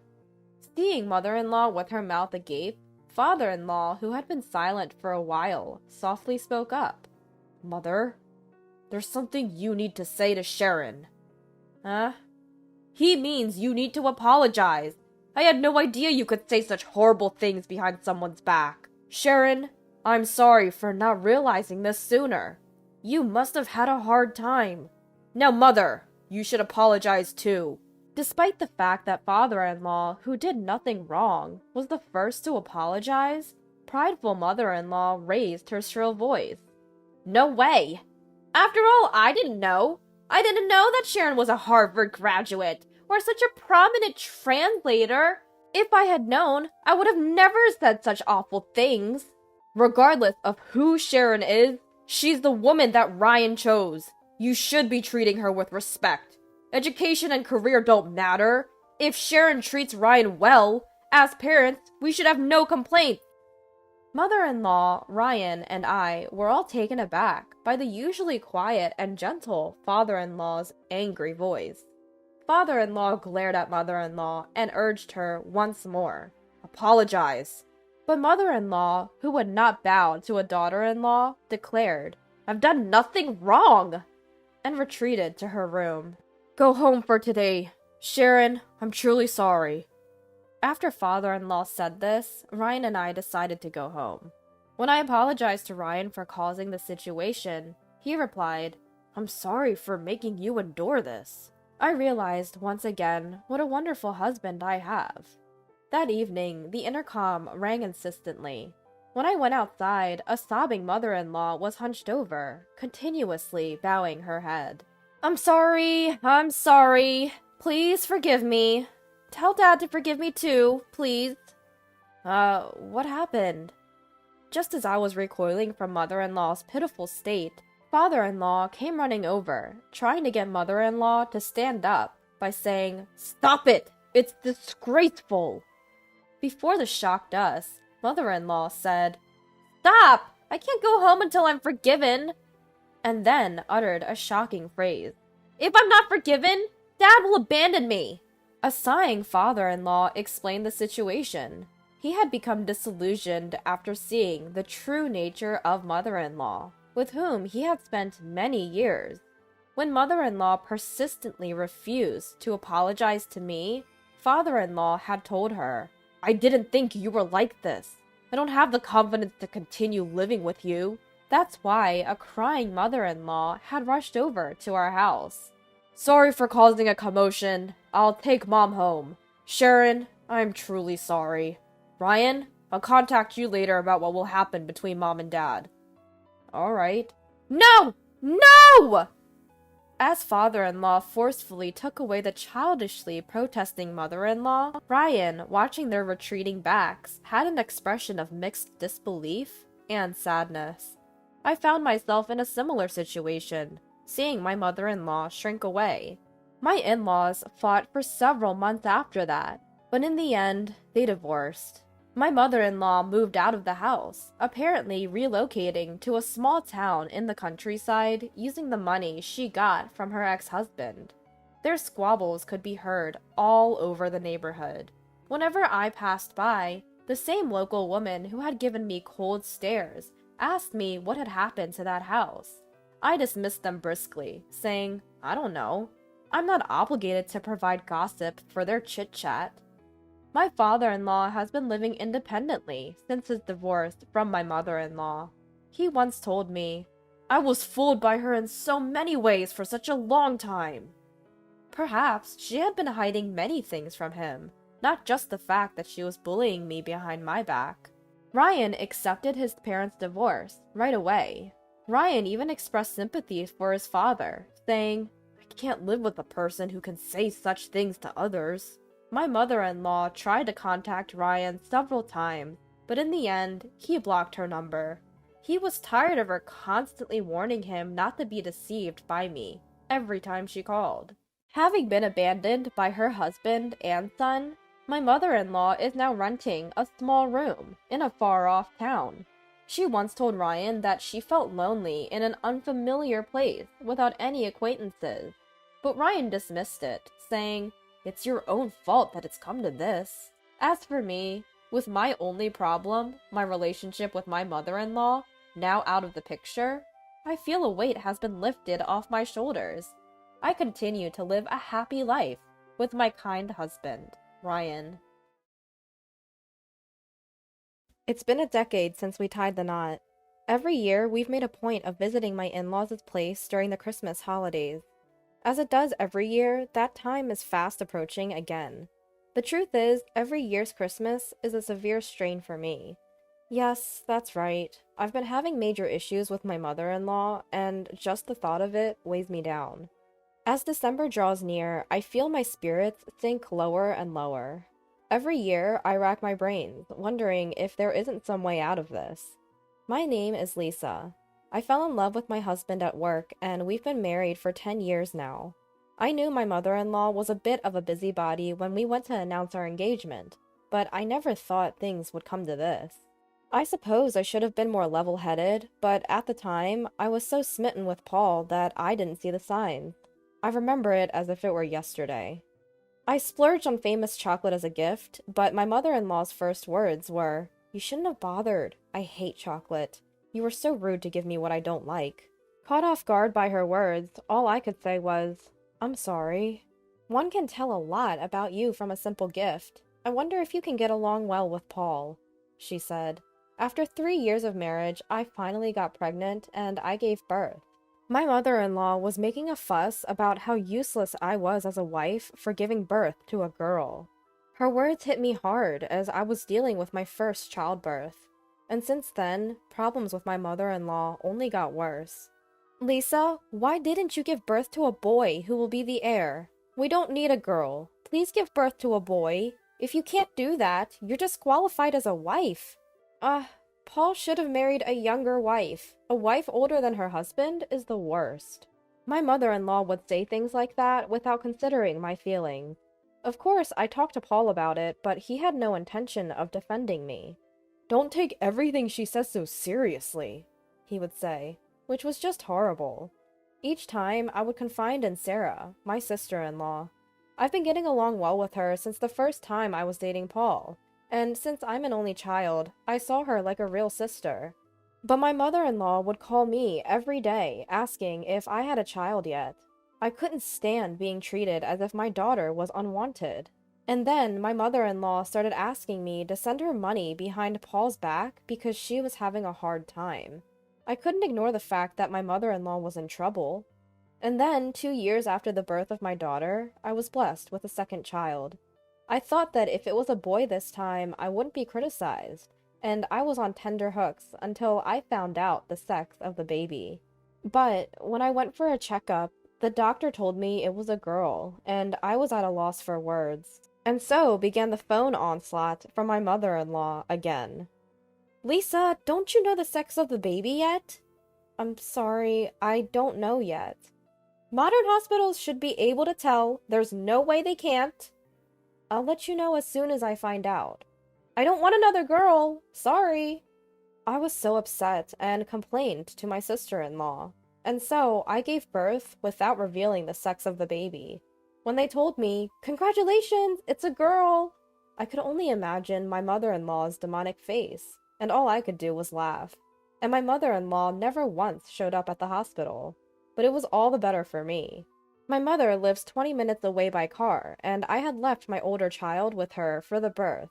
My mother brought my daughter to the hospital, and we were happy to have a new family member without anyone complaining. I went back to my parents' house with my mother and my older child for a month. The month I spent relaxing with my mother at home was a time of nostalgia and relief. And when my younger child's 1-month checkup was over, I returned home, but I hadn't heard a thing from my mother-in-law. And then, several months passed, and the usual Christmas holidays were upon us. I was spending every day with a heavy heart, but I couldn't avoid it, and I thought she might be in a better mood once she saw her grandchildren. So I decided to bring a famous cake this time. And on the day, Paul drove us to our usual steak restaurant. As I wondered what would be said, my heart was pounding. When we entered the reserved private room, my in-laws were already there. Despite her grumpy demeanor, the arrival of my brother-in-law and his wife soon had the meal off to a lively start. Of course, the conversation turned to my younger child, and everyone was excited, but I noticed that my mother-in-law's face was tense. I sensed something was wrong and tried to change the subject when, "You can't even give birth to a boy? You're a useless wife! You're not part of this family!" My mother-in-law suddenly started saying terrible things. And then she deliberately knocked over the tea that was in front of her. "Oh, I'm sorry. If your daughter gets a burn on her face, no one will know she's a girl." Suddenly, I was overcome with rage. My mother-in-law despised me for not giving birth to a boy. During a meal with my in-laws, the moment my mother-in-law said, "What a complete letdown of a woman!" a plate suddenly flew from where my father-in-law was sitting. What are you doing?" I was just shocked. I couldn't believe the usually mild-mannered father-in-law would throw a plate. This time, it seemed like my father-in-law turned the table on mother-in-law, which I must admit felt good. Next, my father-in-law yelled, "Enough! What right do you have to say such things? The child born has no sin. The real letdown of a woman is you." What are you talking about? Don't joke around. A wife who can't give birth to a boy is like garbage. Such an insolent woman. What are you, who only gave birth to boys? I wanted a girl, but the child that was born has no sin. It doesn't matter if it's a girl or a boy. There's no way it doesn't matter. Boy, boy, boy, boy. Only boys have value. Worthless wife, worthless granddaughter, hopeless. See, you admit it, so you have nothing to say. I was holding back my tears, but at the moment when I was about to break down with a sound, enough already! Lisa has given birth to 2 children. What more do you want? They're not your children. You don't help raise them. You just demand a boy out of your own selfishness. If you want a boy that much, why don't you give birth yourself?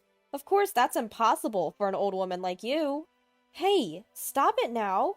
What you've been doing isn't just bullying.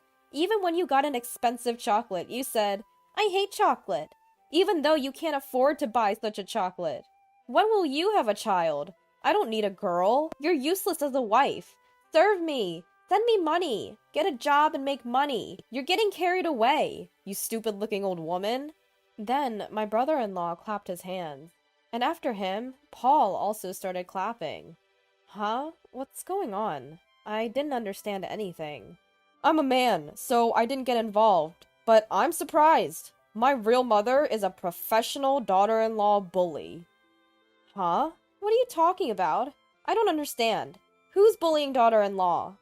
You. There's no one else who would do that. I was almost abandoned by my beloved wife. Huh? Men are insensitive and useless, brother. Absolutely. In comparison, women's intuition is terrifyingly accurate. You can't cheat. Hey, what are you saying? It's obviously a joke, Sarah. Take over. Roger? What? Are you guys some kind of fraudulent group? What do you think of your real mother? What do you mean, fraudulent group? You're talking about yourself. What? Why me? You know a man named Mr. Brown, right? Huh? I don't know such a person. What are you talking about? My mother-in-law was clearly flustered. She was trying hard to change the subject with an innocent look.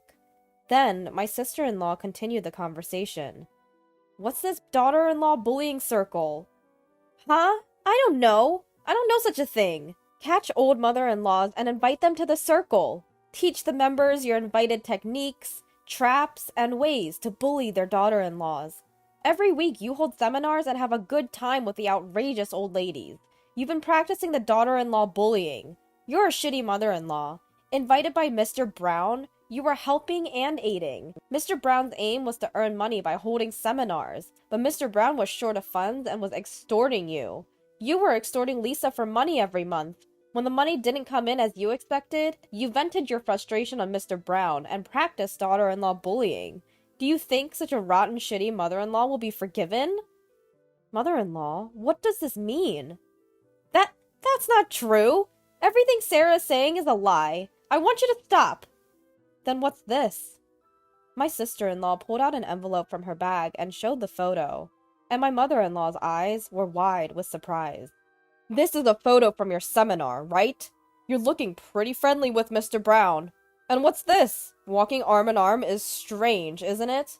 This is unacceptable. I was confused by this unexpected event, but now I understand why you've been bullying Lisa.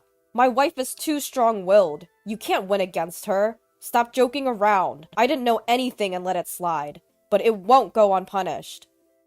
Misunderstanding! Misunderstanding. Enough. Let's stop. I haven't done anything. After all, you're just misunderstanding and overreacting. It's natural to have a few close friends. Then it happened. From the next private room, the voices of a few women laughing and talking could be heard. Hey, do you remember? Patricia from the 3rd District who was in the same class at elementary school?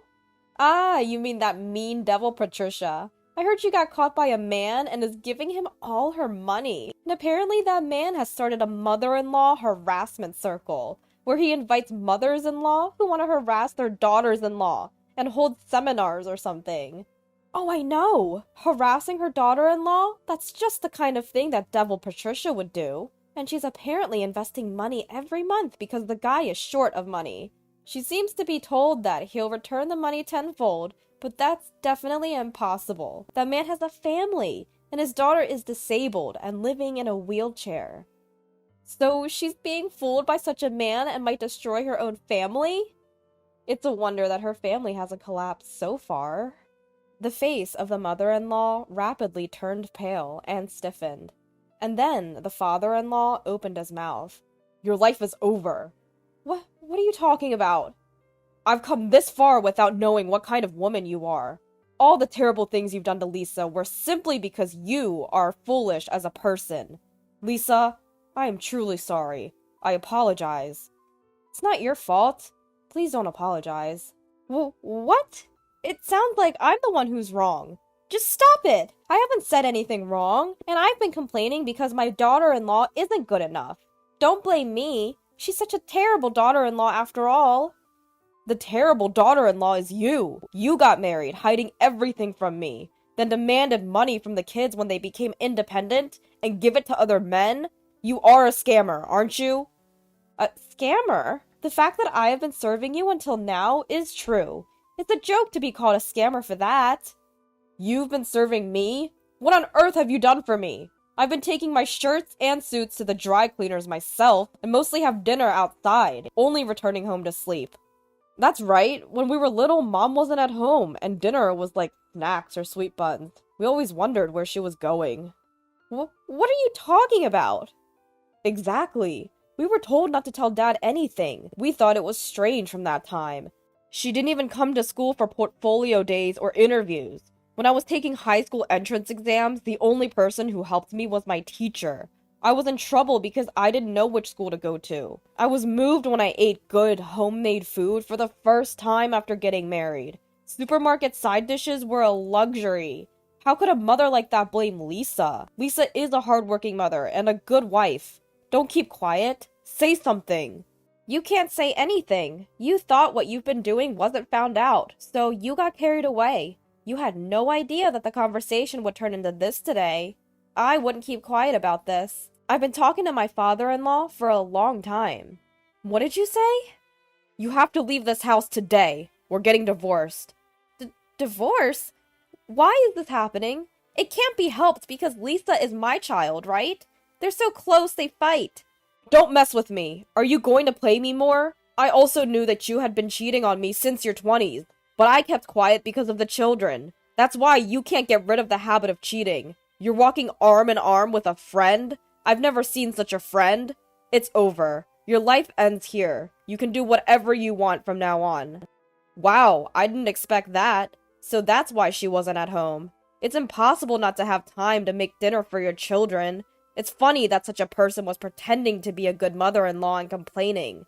It's not a joke. I've sold our house and all that's left is to submit the divorce papers. I've been fooled for a long time. Now I can live my own life, properly. You sold the house? What are you doing without my permission? I won't get divorced. No matter what you say, it's too late. I don't think I'll ever see you again. If you have any complaints, please contact my lawyer. Huh? What will happen to me from now on? I don't have a house. I don't have any money. How am I supposed to live? Why are you taking away my happiness at this age? You're the one who kept taking away Lisa's happiness. Before, you took it from me too. It's just that it's come back to you. Please rethink. I admit I was wrong, but please don't divorce me. Don't make me laugh at this point. It's decided. You have to leave the house tomorrow. I've warned you. The divorce is decided, so I'll go home now. Me too. My father-in-law had been pretending not to know about my mother-in-law's cheating habits since long ago. Thinking about my father-in-law's feelings made my heart ache. I can't imagine how much he loves his children. And finding out that he had been planning this divorce all along, I felt a bit relieved. I wanted my gentle father-in-law to lead a free life. I had always thought that when I saw my in-laws. Age has no bearing on life's choices, because my father-in-law should have a life of his own, and I was filled with gratitude towards my sister-in-law who helped me. I never thought she would consider so much for me. It made me realize once again how wonderful a family can be. I wanted to have a good relationship with my father-in-law in the future, so I wished to live with him. And I wanted him to interact with my daughter, his grandchild, who he hasn't seen much until now. It's a family restart from this age, but I want to make it the best life. When my father-in-law called me Lisa, I truly felt like we were family. Hey Mom, just let us know when you kick the bucket. We need the money fast. Scott is the oldest, so your inheritance belongs to us.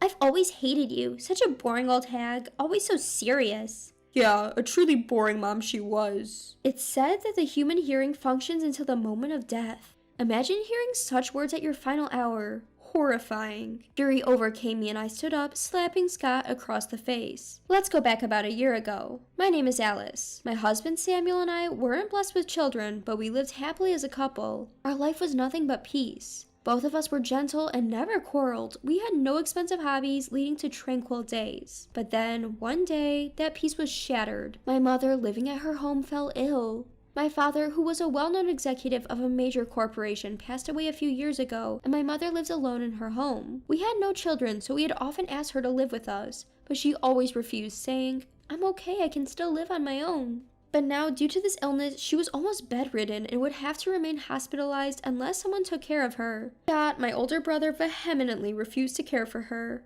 Scott and his wife Karen had a young child, so I could understand their refusal. The only ones left who could take care of her were Samuel and me. I braced myself for a divorce or separation and asked Samuel, "Please, Samuel, I want my mom to live in her home, where so many memories of my dad still linger, for as long as she can move. Please let me go home and take care of her." At my desperate plea, Samuel seemed surprised at first, but then he smiled gently.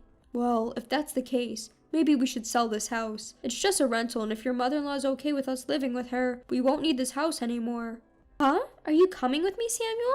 Of course, I'm your husband, Alice. I want to live under the same roof with you always. Tears welled up by Samuel's words. I was so happy to be married to such a kind person. I was truly blessed. My mother found it hard to walk, and she became less and less capable of eating and using the bathroom by herself. Samuel, without any complaints, worked hard with me to care of her. Our mother was pleased with gentle Samuel. While chatting, she would say every day, "Alice is truly fortunate to be married to a man like Samuel." The progression of my mother's illness was much faster than we or the doctors had thought. With each new thing she became unable to do, she would be filled with sadness and occasionally take out her frustration on us. Each time she would apologize and cry.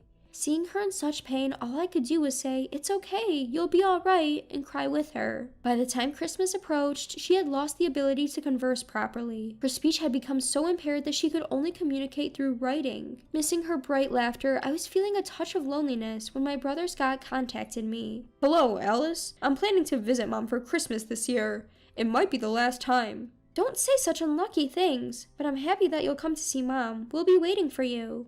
I had always kept my brother updated about our mother's condition via text, but he almost never replied. Even though our mother had loved us equally, I thought it was quite cruel of him. So when I heard he would be visiting for Christmas, I was truly glad. Scott and his wife Karen left their kids at Karen's parents' house and came to our home for Christmas. I thought they left their kids with Karen's parents out of consideration for our mother, but when I thanked Karen, she casually said, "Kids would just get in the way," which surprised me. Not having any kids myself, I wouldn't understand, but I thought it would be better if I never understand the feeling of calling one's own child a nuisance. Scott and Karen were entirely thinking that they were a guest. Scott entered the room next to the living room where our mother was and asked, "Hey, still kicking?"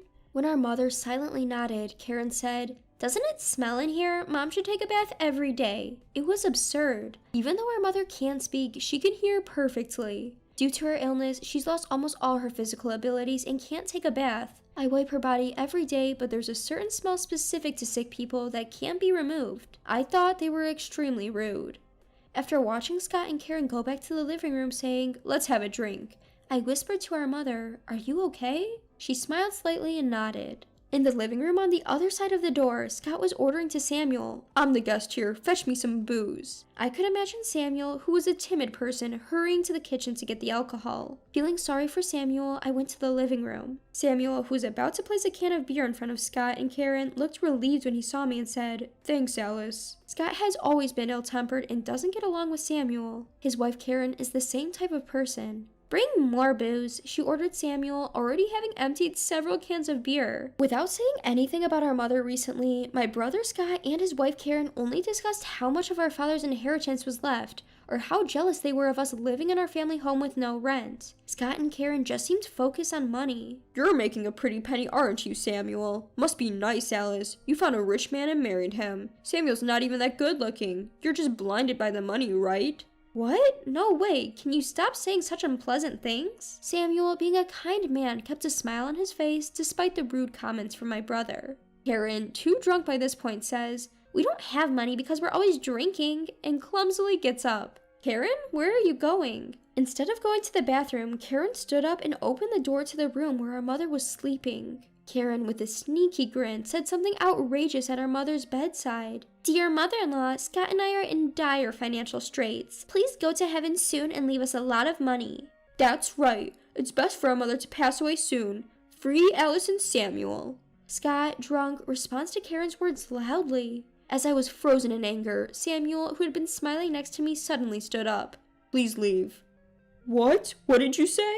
"Please leave. I cannot bear to host people who could say such things to a bedridden person even for a single night." Saying this, Samuel took a few bills from his wallet and handed them to my brother. "Get a room nearby and leave by tomorrow." Scott and Karen looked dumbfounded, but seemed happier about receiving the money. They quickly cheered up and exclaimed, "Yay!" and left our house. I knew what kind of people Scott and Karen were, but it was my fault for inviting them into this house. When I tearfully apologized to our mother, who was making a sad face on the bed, she wrote on a memo pad she had at hand, "It's okay, I have prepared everything for after I'm gone." Samuel and I continued to care for our mother as best we could. However, we were told by a doctor that it was becoming difficult for her to continue living at home. She started to become more vacant throughout the day and began asking the same questions over and over, even in hand. Just as the doctor suggested, we decided to admit her to the hospital.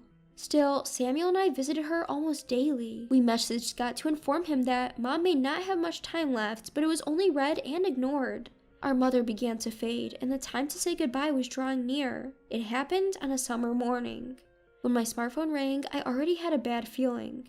The call was from the hospital, informing us that our mother was in critical condition. Samuel and I immediately headed to the hospital and simultaneously informed my brother that our mother was critically ill. Once at the hospital, the doctor explained her condition to us, and I held her hand. "Mom, are you okay? Please don't leave me behind just yet." Mom slightly squeezed my hand in return, but her feeble grip brought tears to my eyes. I was flooded with memories of her cheerful smile as I realized this was our goodbye. Samuel comforted me by patting my back as I wept. His eyes were also filled with tears, and he reassured me, "Mom has fought hard enough." Just then, the hospital room door opened. It was my brother and Karen, his wife. Karen entered the room and immediately mocked Samuel and me by saying, "Trying to look like the good kids, huh?" I was shocked by their cruelty, even at Mom's last moment. My brother and Karen started to speak near our dying mother. "Hey Mom, you better tell us when you kick the bucket. We need the money soon." "Since Scott is the eldest, your inheritance is ours. I always disliked you. You're such a boring old hag." "Yeah, you were indeed a boring mother."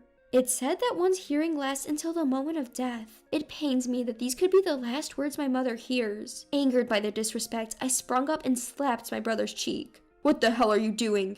"Get out! Stop bothering Mom!" My tearful outburst seemed to take them aback. "Alright, but we're definitely coming back for the money when Mom dies," my brother warned before he and Karen left the room. Overwhelmed with regret, I tightened my grip on my mother's hand and repeated, "I'm sorry." My mom opened her eyes slightly, gave me a weak smile, and lifted herself up a little to pass me a notepad. There was a phone number written on it. I asked, "Do you want me to call this number?" And Mom quietly nodded. Beneath the phone number, she had shakily written, "Thank you." I couldn't stop my tears upon seeing this. Later that day, Mom passed away. I acted as the chief mourner at her funeral. Normally, this role would be taken by the eldest son, my brother. but given his behavior, I wasn't sure what he would do, so I stepped forward. My brother refused to take on the responsibility, saying it was too troublesome, so I became the chief mourner without a fuss. The funeral had gone without a hitch, and my mother was now resting in a small urn. I held my mother's urn crying while my Samuel was moved to tears watching me. My brother Scott and his wife Karen made fun of us, saying we were putting on a good child act, something I couldn't forgive. Once the funeral was over, we'd have to talk about money. My mother, a director at a large corporation, left behind a significant fortune. Even if Scott and I were to split it, it would be quite a sum. Scott and Karen seemed excited about the prospect, but that excitement quickly faded. The lawyer I hired read out my mother's will, stating that all her assets would be inherited to me and Samuel. What? Scott's the oldest, right? Why isn't he getting any money? Because that's what your mother wished. The lawyer, whose number my mother had left behind, spoke plainly. Apparently, my mother had been preparing to leave her assets to me and Scott even before she passed away. The lawyer, seemingly quite competent, explained why my mother didn't leave anything to Scott and Karen and her will. It was clearly stated in the will my mother left behind that me and Samuel were there for her when she was struggling, whereas Scott and Karen did nothing. We can just ignore the will. We're struggling here. We took out a mortgage on the house thinking we'd get an inheritance. Please give me half. That's right. We'd be in trouble if we suddenly couldn't get any money. I took a deep breath before responding to my fussing brother and his wife. Absolutely not. Scott, Karen, neither of you were there when Mom was suffering. You didn't even visit her. I'll never forget how you showed up when she was weak and told her to hurry up and go to heaven. I also won't forget the horrible things you said to Mom in the hospital at the end. I won't give you a single penny of Mom's money. As I firmly responded, my brother and his wife kept begging for the money for a while, but they gave up and left after the lawyer told them to. When I told Scott not to contact me anymore because I didn't want to see him again, he shouted back, "Same here," but he soon contacted me asking for money again. Scott and Karen seemed to be in trouble, unable to pay their mortgage for the new house they bought, and seemed to have no choice but to rely on me. Scott kept working, but Karen quit her part-time job expecting to get Mom's inheritance, causing their household income to drop drastically. They had to lower their living standards considerably, but Karen couldn't stand it and they started arguing a lot. They thought they could manage by moving into the family home where I still lived, as it would mean no rent, and said they wanted to live together, but I refused. The ownership of this house had been transferred from my mother to me. Moving in without the owner's permission is not allowed, so when I explained that, Scott, who seemed to have been thinking of moving in by force, was at a loss for what to do. In the end, Karen, unsatisfied with their low standard of living, divorced. She took her child and went back to her parents' home, and seemed to have had to go back to her old job and work as a part-time employee. As for Scott, he tried to fix his inability to repay the loan by gambling, but ended up in a major loss. He got himself into a huge debt and is now living in a small, rundown apartment, scared of debt collectors. Several times, calls came asking for money, but each time I firmly responded, "I have no intention of lending you any money." Samuel and I are carefully maintaining and living in the family home where our memories of our mother remain. The inheritance we received from our mother, we've kept untouched in a separate bank account from the one we use regularly. It's the money that our father and mother worked hard to save. We made a promise to use it only if something were to happen to us, and today is the day of our mother's memorial visit. I had something I wanted to report to my mother at her grave, so I visited. "Mom, I'm pregnant. I'm sorry I couldn't let you hold your grandchild." I was told that my body was not very fertile, and I thought I might never be able to have a child, but I discovered I was pregnant a little while after my mother passed away. My mother knew until the end that I wanted a child, and she supported me. I think the fact that I was able to conceive a child, something I was having difficulty with, might have been a final gift from my mother. Please watch over Alice so that she can give birth to our child safely. Samuel says this and bows his head in front of the grave. The wind that passed through was comfortable, and I felt as if my mother had responded.